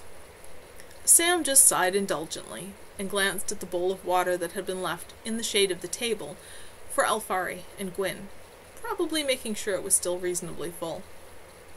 "It's only with so many all in the same place that it gets crazy. Packs become groups of friends instead of family units, and family members are in different packs. All the really complicated stuff keeps them from fighting every time they come within scent range of each other." "We all know they have to do all that, and why," Flynn said, "and unfortunately no one has come up yet with a better alternative. If there are lots of elves and dryads and gifted humans together, there are going to be lots of wolves too." "We certainly hope so," Kevin muttered, as he got comfortable again near Laurie, with another plate of food for them both to nibble on. "Spread the elves and dryads and gifted humans out enough to give the wolves lots of space, and what do you get? No haven, no college, just a lot of hiding from the neighbors and isolation from others who can understand." "Without the college, finding a coven would be almost impossible," Nick said. "You'd get small groups with minimal contact." He'd come here to the college from Raven Rock in British Columbia on the west coast. Sonia had come from Fallius in Newfoundland on the east coast, and Eveline and Liam were both native to Haven. Brian and Laurie were from Haven, but Naomi had come here from Endor. Gisela could definitely see his point. Sundark was the closest she could think of to a coven all from a single village, but Flynn had come from outside the villages, and Cynthia had lived here with family only since high school. Her parents had an extraordinary chance at working in renewable energy research, but taking their witch daughter to live in a Toronto suburb would have made her sick and miserable. Of course, her highly perceptive parents being in Scarborough worked out just as well for Flynn and his mother. "We need the villages and the college," Laurie seconded. "Even the covens that live on their own in other places keep at least loosely in contact, and a lot of that is through the villages being the core of the whole network. It would be nice if it weren't so hard on the wolves." "But they've adapted," Sam said. "That's the whole point of all the elaborate rules about social status and behavior. Most wolves have no trouble with that. Adult wolves spend the majority of their time with pack and coven, encounter each other, mostly on neutral ground, have clear rules on how to handle those encounters, and everything is fine. No particular stress. It's just the odd anomaly. Fari, leave me some, would you? The odd anomaly who can't make that adjustment, and then you get all the stress and irrational antisocial behavior and such." Gisela saw Kevin and Deanna both wince. "I am still," Nick said, "glad I am not a wolf." "I suspect the wolves are glad they aren't anything else," Liam said quietly. He was sitting as still as only a dryad could, watching a small, pale yellow butterfly that had landed on his arm. "I've heard Eva say things a few too many times along the lines of, 'I wish you could come run with us. It's too bad you can't.' While we're all lying here being glad we're here instead of there, they're probably feeling sorry for us for exactly the same reason." It was an interesting thought. Gisela considered it seriously. "Point," Laurie conceded. "To us it looks complicated and restrictive, but last time I said something about it to Brian, he shrugged and said, 'That's just how things are.' Okay, so Brian is the world's most easygoing wolf, but I've never heard him complain, and he has made comments like Eva's." "Diversity is a wonderful thing," Flynn laughed. "Jess didn't grow up with all this, though," Sonia said. "Is he going to be okay with it?" "Not right away, but give it some time. He's learned to deal with everything else." "Besides," Kevin said, "you obviously haven't actually seen Jess come home from a run. He's bouncier than Kate, and happier than I've ever seen him. That'll help a lot. I wouldn't worry about it. The others will make sure he learns what he needs to." "And hopefully they will finish up the grand procession eventually and remember that there's still a party here," Deanna said. "Miss a party?" Nick laughed. "Not likely. They'll be back.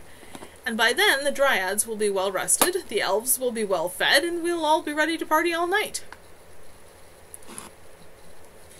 "They won't take a chance on missing out on the food either," Cynthia said. "Not if I know our wolves." The conversation meandered aimlessly, comfortably, and shortly before the sun vanished below the horizon, Flynn said, "Here they come." Those who were dozing, Gisela among them, roused themselves and stretched, and Kevin got up to check how much food was left. "Watch it, there," Flynn began.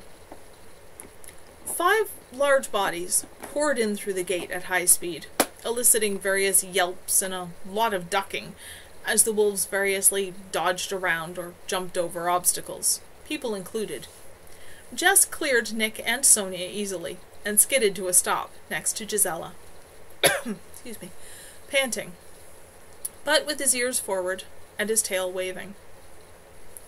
"Don't do that," Laurie scolded. Brian just gave her a wolf grin and ran his tongue up her cheek in a sloppy kiss before collapsing beside her, sides heaving. Laurie made a square of mage silk out of sunlight and wiped her face with it, then whapped Brian with it before letting it dissolve. "Don't do that either!" "Who won?" Naomi asked. The chocolate-furred heap next to Cynthia and Deanna changed. "Not sure," Bane laughed breathlessly, "but I think it was Eva or Jess." Eveline changed too. Less mass to move, she giggled. By the time you guys get into motion, we're long gone. If the two of you hadn't been zigzagging all over the place, Brian and I would probably have run right over you. I almost did, Katrin said, and paused to scoop up another handful of water from the fountain. Gisela laughed and rubbed Jess behind his ears. Good one, Jess. That little brat there, Brian said, is going to lose that pretty black tail next time he gets it in my face like that. He didn't sound any more serious than the other wolves did. Only if I don't bite it first, Katrin retorted. No biting the wolf cub, Eveline said sternly, and actually managed to hold the expression for a couple of seconds before starting to giggle again. Gisela picked up sudden shyness from the wolf under her hand. Change, she said softly. It's easier to talk and stuff. She moved her hand, so it was only resting reassuringly on his shoulder. Hello, old dude. Come here.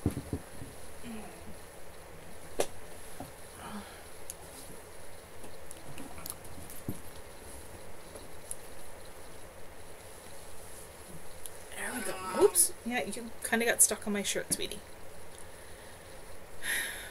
There we go. You alright? Okay. Jess's ears went halfway back, briefly, and he looked down. Then he shifted to human. The shyness didn't go away, though. He stayed near her and quiet, though she could feel the joy singing inside him. She smiled and let her hand fall so she could close it around his and squeeze. Now that we've got the rest of the gang here, and all in a useful shape, Kevin said, let's get on with this party, shall we? And I'm just going to refresh my memory for a sec as to exactly where we are. Okay.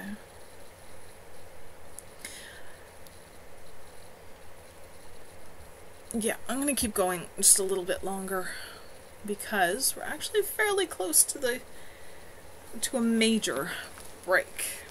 The book kind of naturally divided itself into three sections. Black Sheep, Black Wolf, Demon Wolf. And we're actually pretty close to the end of the first section, the Black Sheep section. So I'm just going to finish up this chapter and then a quick little interlude, and then I will pause for the day. And we'll pick up tomorrow. 23. Jess dropped the required change in a payphone, dialed a familiar number, and waited patiently for someone to answer. Katrin did. Hello. Hey, Kate, it's Jess. Hi, how's it going? Could be better. There was an understatement. How about you? Things are pretty quiet around here. You were here for so long last time we got used to you. Besides, we're all still recovering from that party. No kidding. Is someone from Sundark around? Why on earth would you want to talk to Sundark? I'm much more fun. Go away, Kev. You can have it when I'm done talking to Jess. Please? This is serious. Oh, all right, if it's something serious. You take care. She moved the phone, and he heard her say in the background, It's Jess. Kevin took it from her. Hey, Jess, what's up? Can I ask a favor? Jessie said quietly. Of course you can. Can someone come get me? Like, today? And get me out of here? Sure, there has to be someone around who isn't studying for an exam or working on a major assignment or attempting to recover from all of the above. I'll find someone. Watch for either van. Directions? Jess described how to reach the apartment from the highway into the city. Okay, got it. Somebody will be there as soon as we can manage it. Are you all right? Yeah, just... There isn't anything here for me anymore, so I may as well come home and get down to learning everything Bane says I need to learn. And find a job. Worry about that when you get here. Something will come up. That's how Haven works.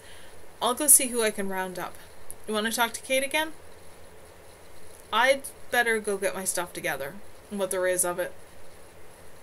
See you soon, then. Yeah, bye. 2 hours after that call, Jess was sitting on the steps that led down to the apartment, the few belongings he cared to keep at his feet. A familiar green van pulled up.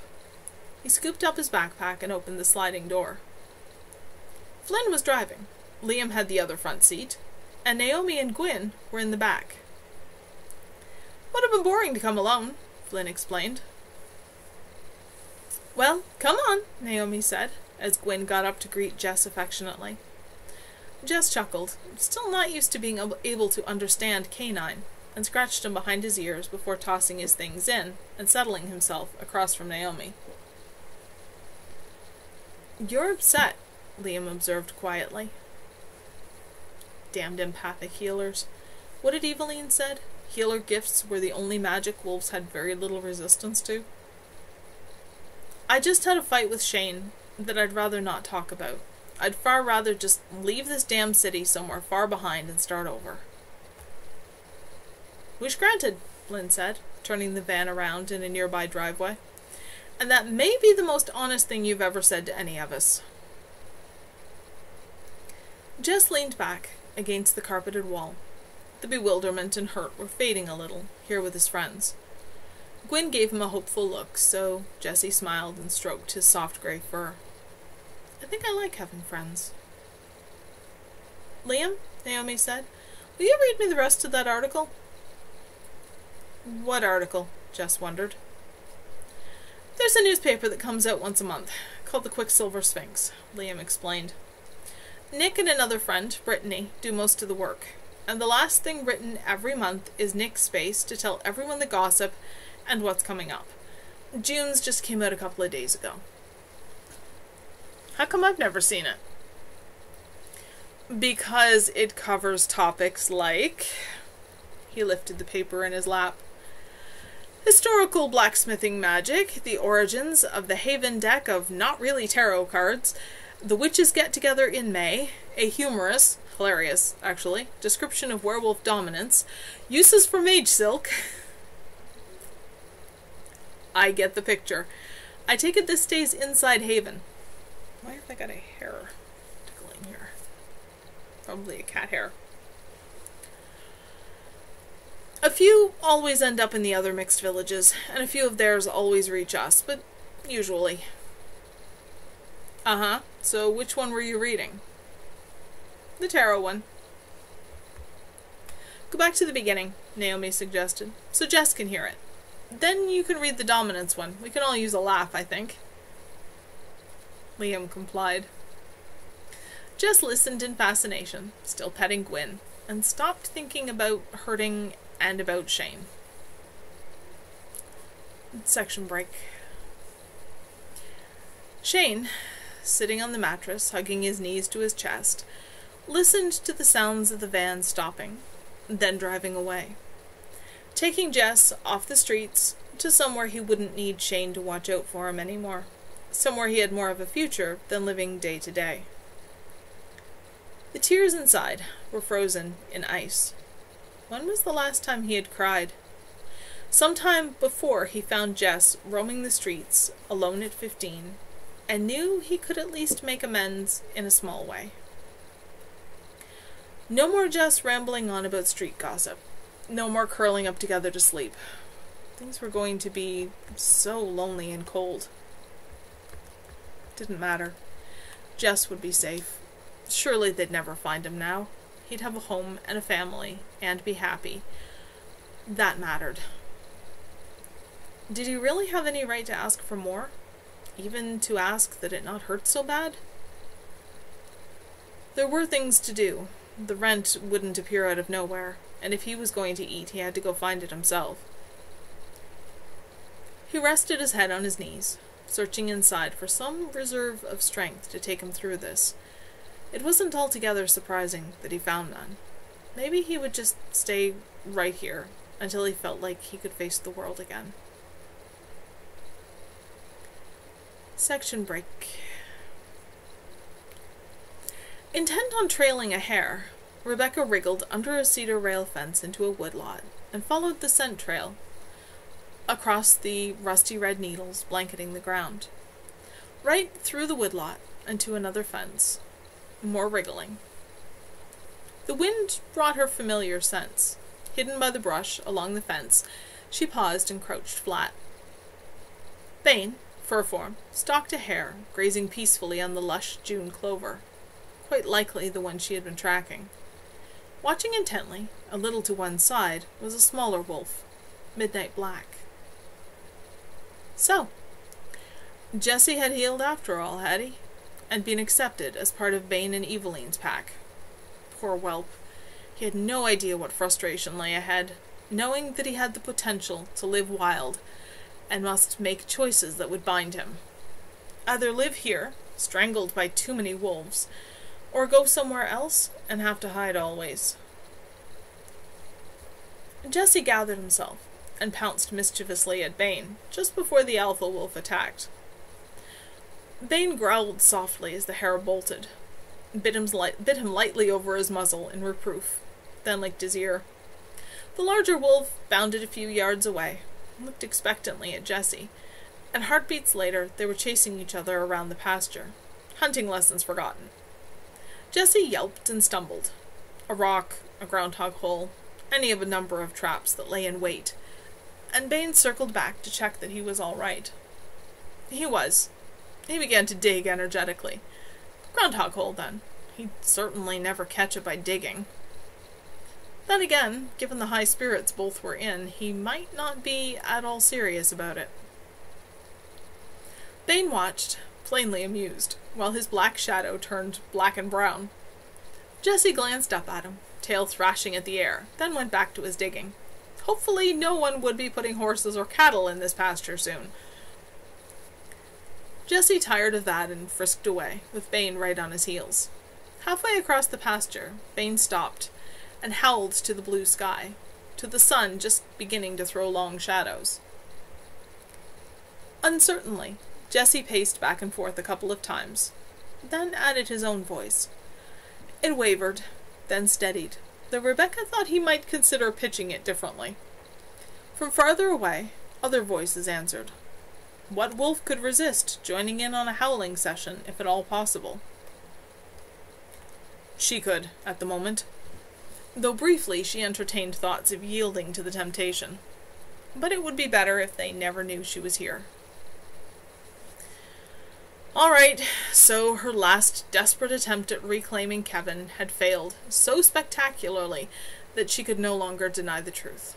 She had lost him forever, and nothing was going to get him back. The whole situation was infuriating, yet it was so utterly absurd she couldn't help but see the irony in it. It would by now be pointless and stupid and pathetic to do anything but accept that, let go of the hurt and the dreams, and get on with her life. Let the little black wolf cub learn for himself what it meant to be a wolf in this age. Let Kevin keep pretending, if that was what he was so determined to do. If the approval of his current coven mates mattered so much to him that he was willing to be less than he was, then he was no better than Moira. Less, in fact, since the wariness of the rest of Haven still made him feel bad enough that he tied himself into knots in the attempt to reassure them. Tragic, when he had the potential to be so much more, but there was nothing further she could do. He had chosen, and he hadn't chosen her. The song trailed off, one thread at a time, down into silence. Brown wolf and black trotted toward the lane that led out of the pasture. Rebecca retraced her path there, back to the far side of the woodlot, and began to search for other potential prey. Interlude! Samantha's journal! And I'll be stopping right after Sam's journal. June 5th, 1989. God, it hurts, having to start a new journal. It would be easy enough if the last one had just gotten full and was still here. That's just a continuation. But my old one was only a few months old. It's back in Unity, or maybe it's gone like everything else. I need to write down what happened. I don't know why, because I'll never be able to forget it, but I think it'll make me feel a bit better.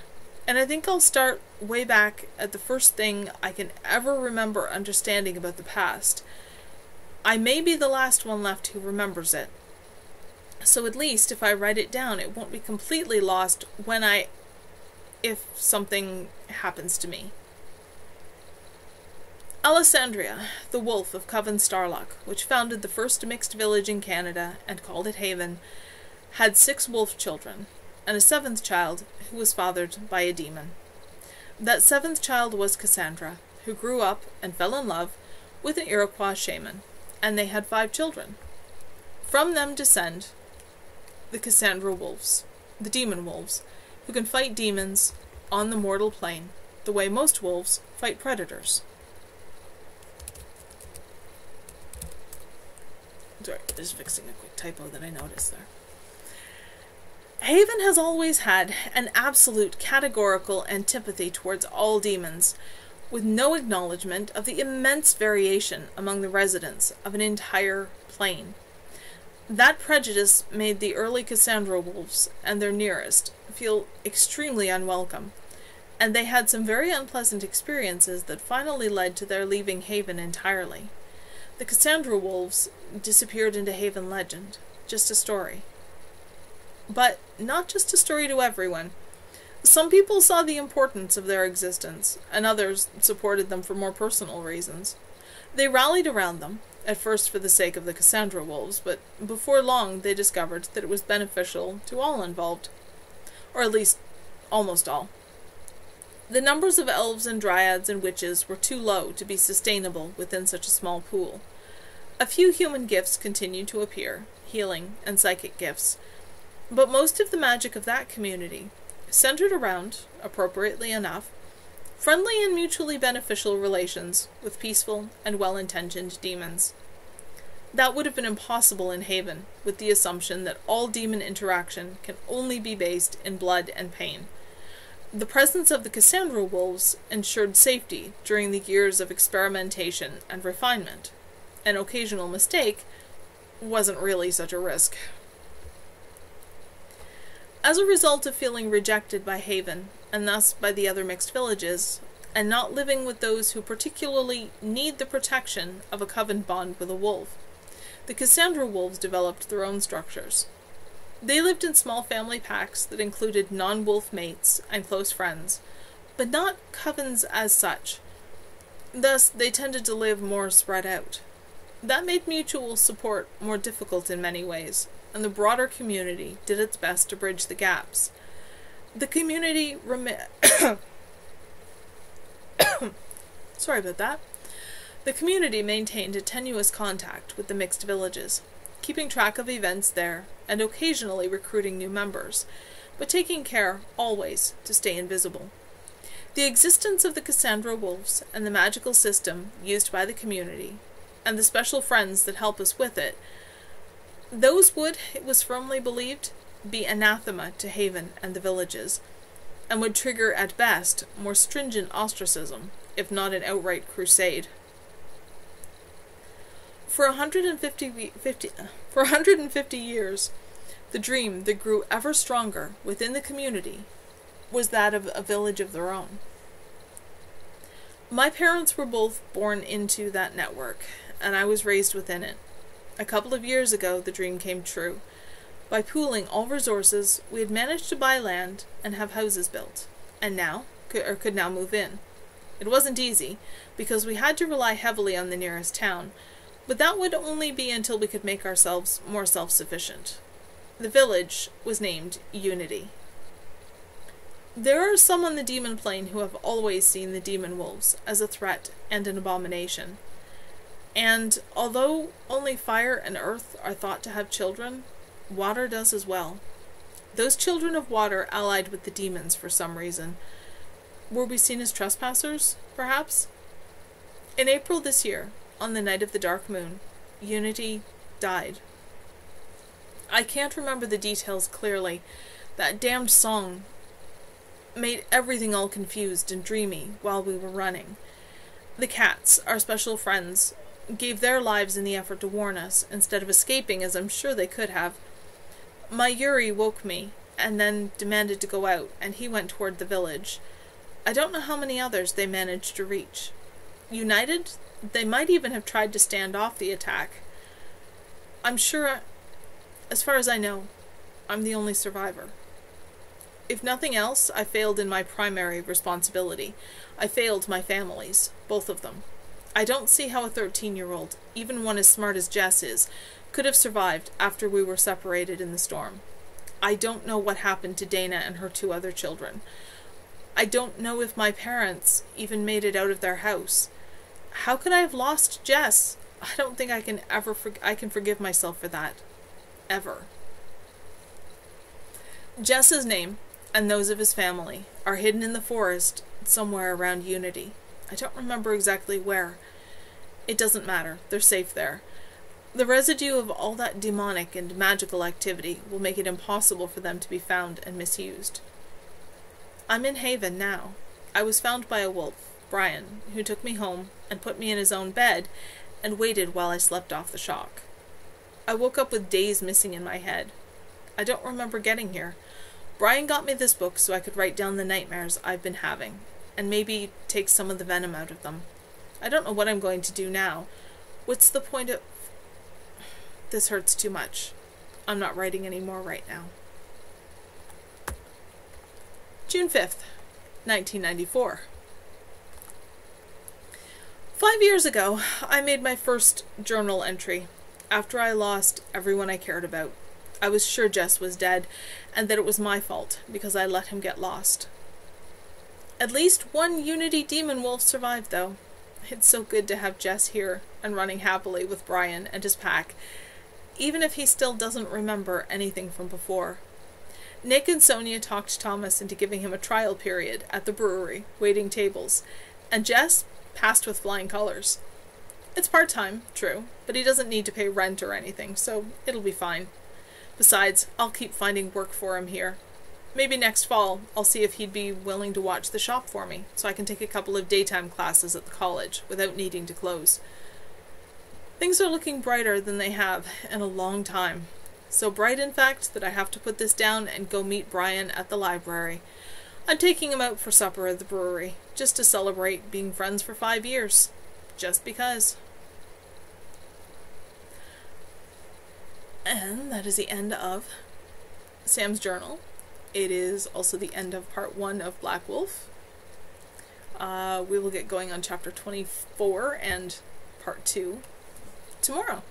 So, if you've been hanging around while I've been reading, rambling, okay, having occasional feline interruptions, all that kind of stuff, that's awesome. Glad to have you. I hope maybe it's making you, well, maybe you're enjoying the story, maybe it's just making you feel less alone at a really stressful time for everyone. Either way, that's awesome. If you want the text version of Black Wolf, just drop by prismcat.com/blackwolf, either all one word or the hyphen, both get you to the same place.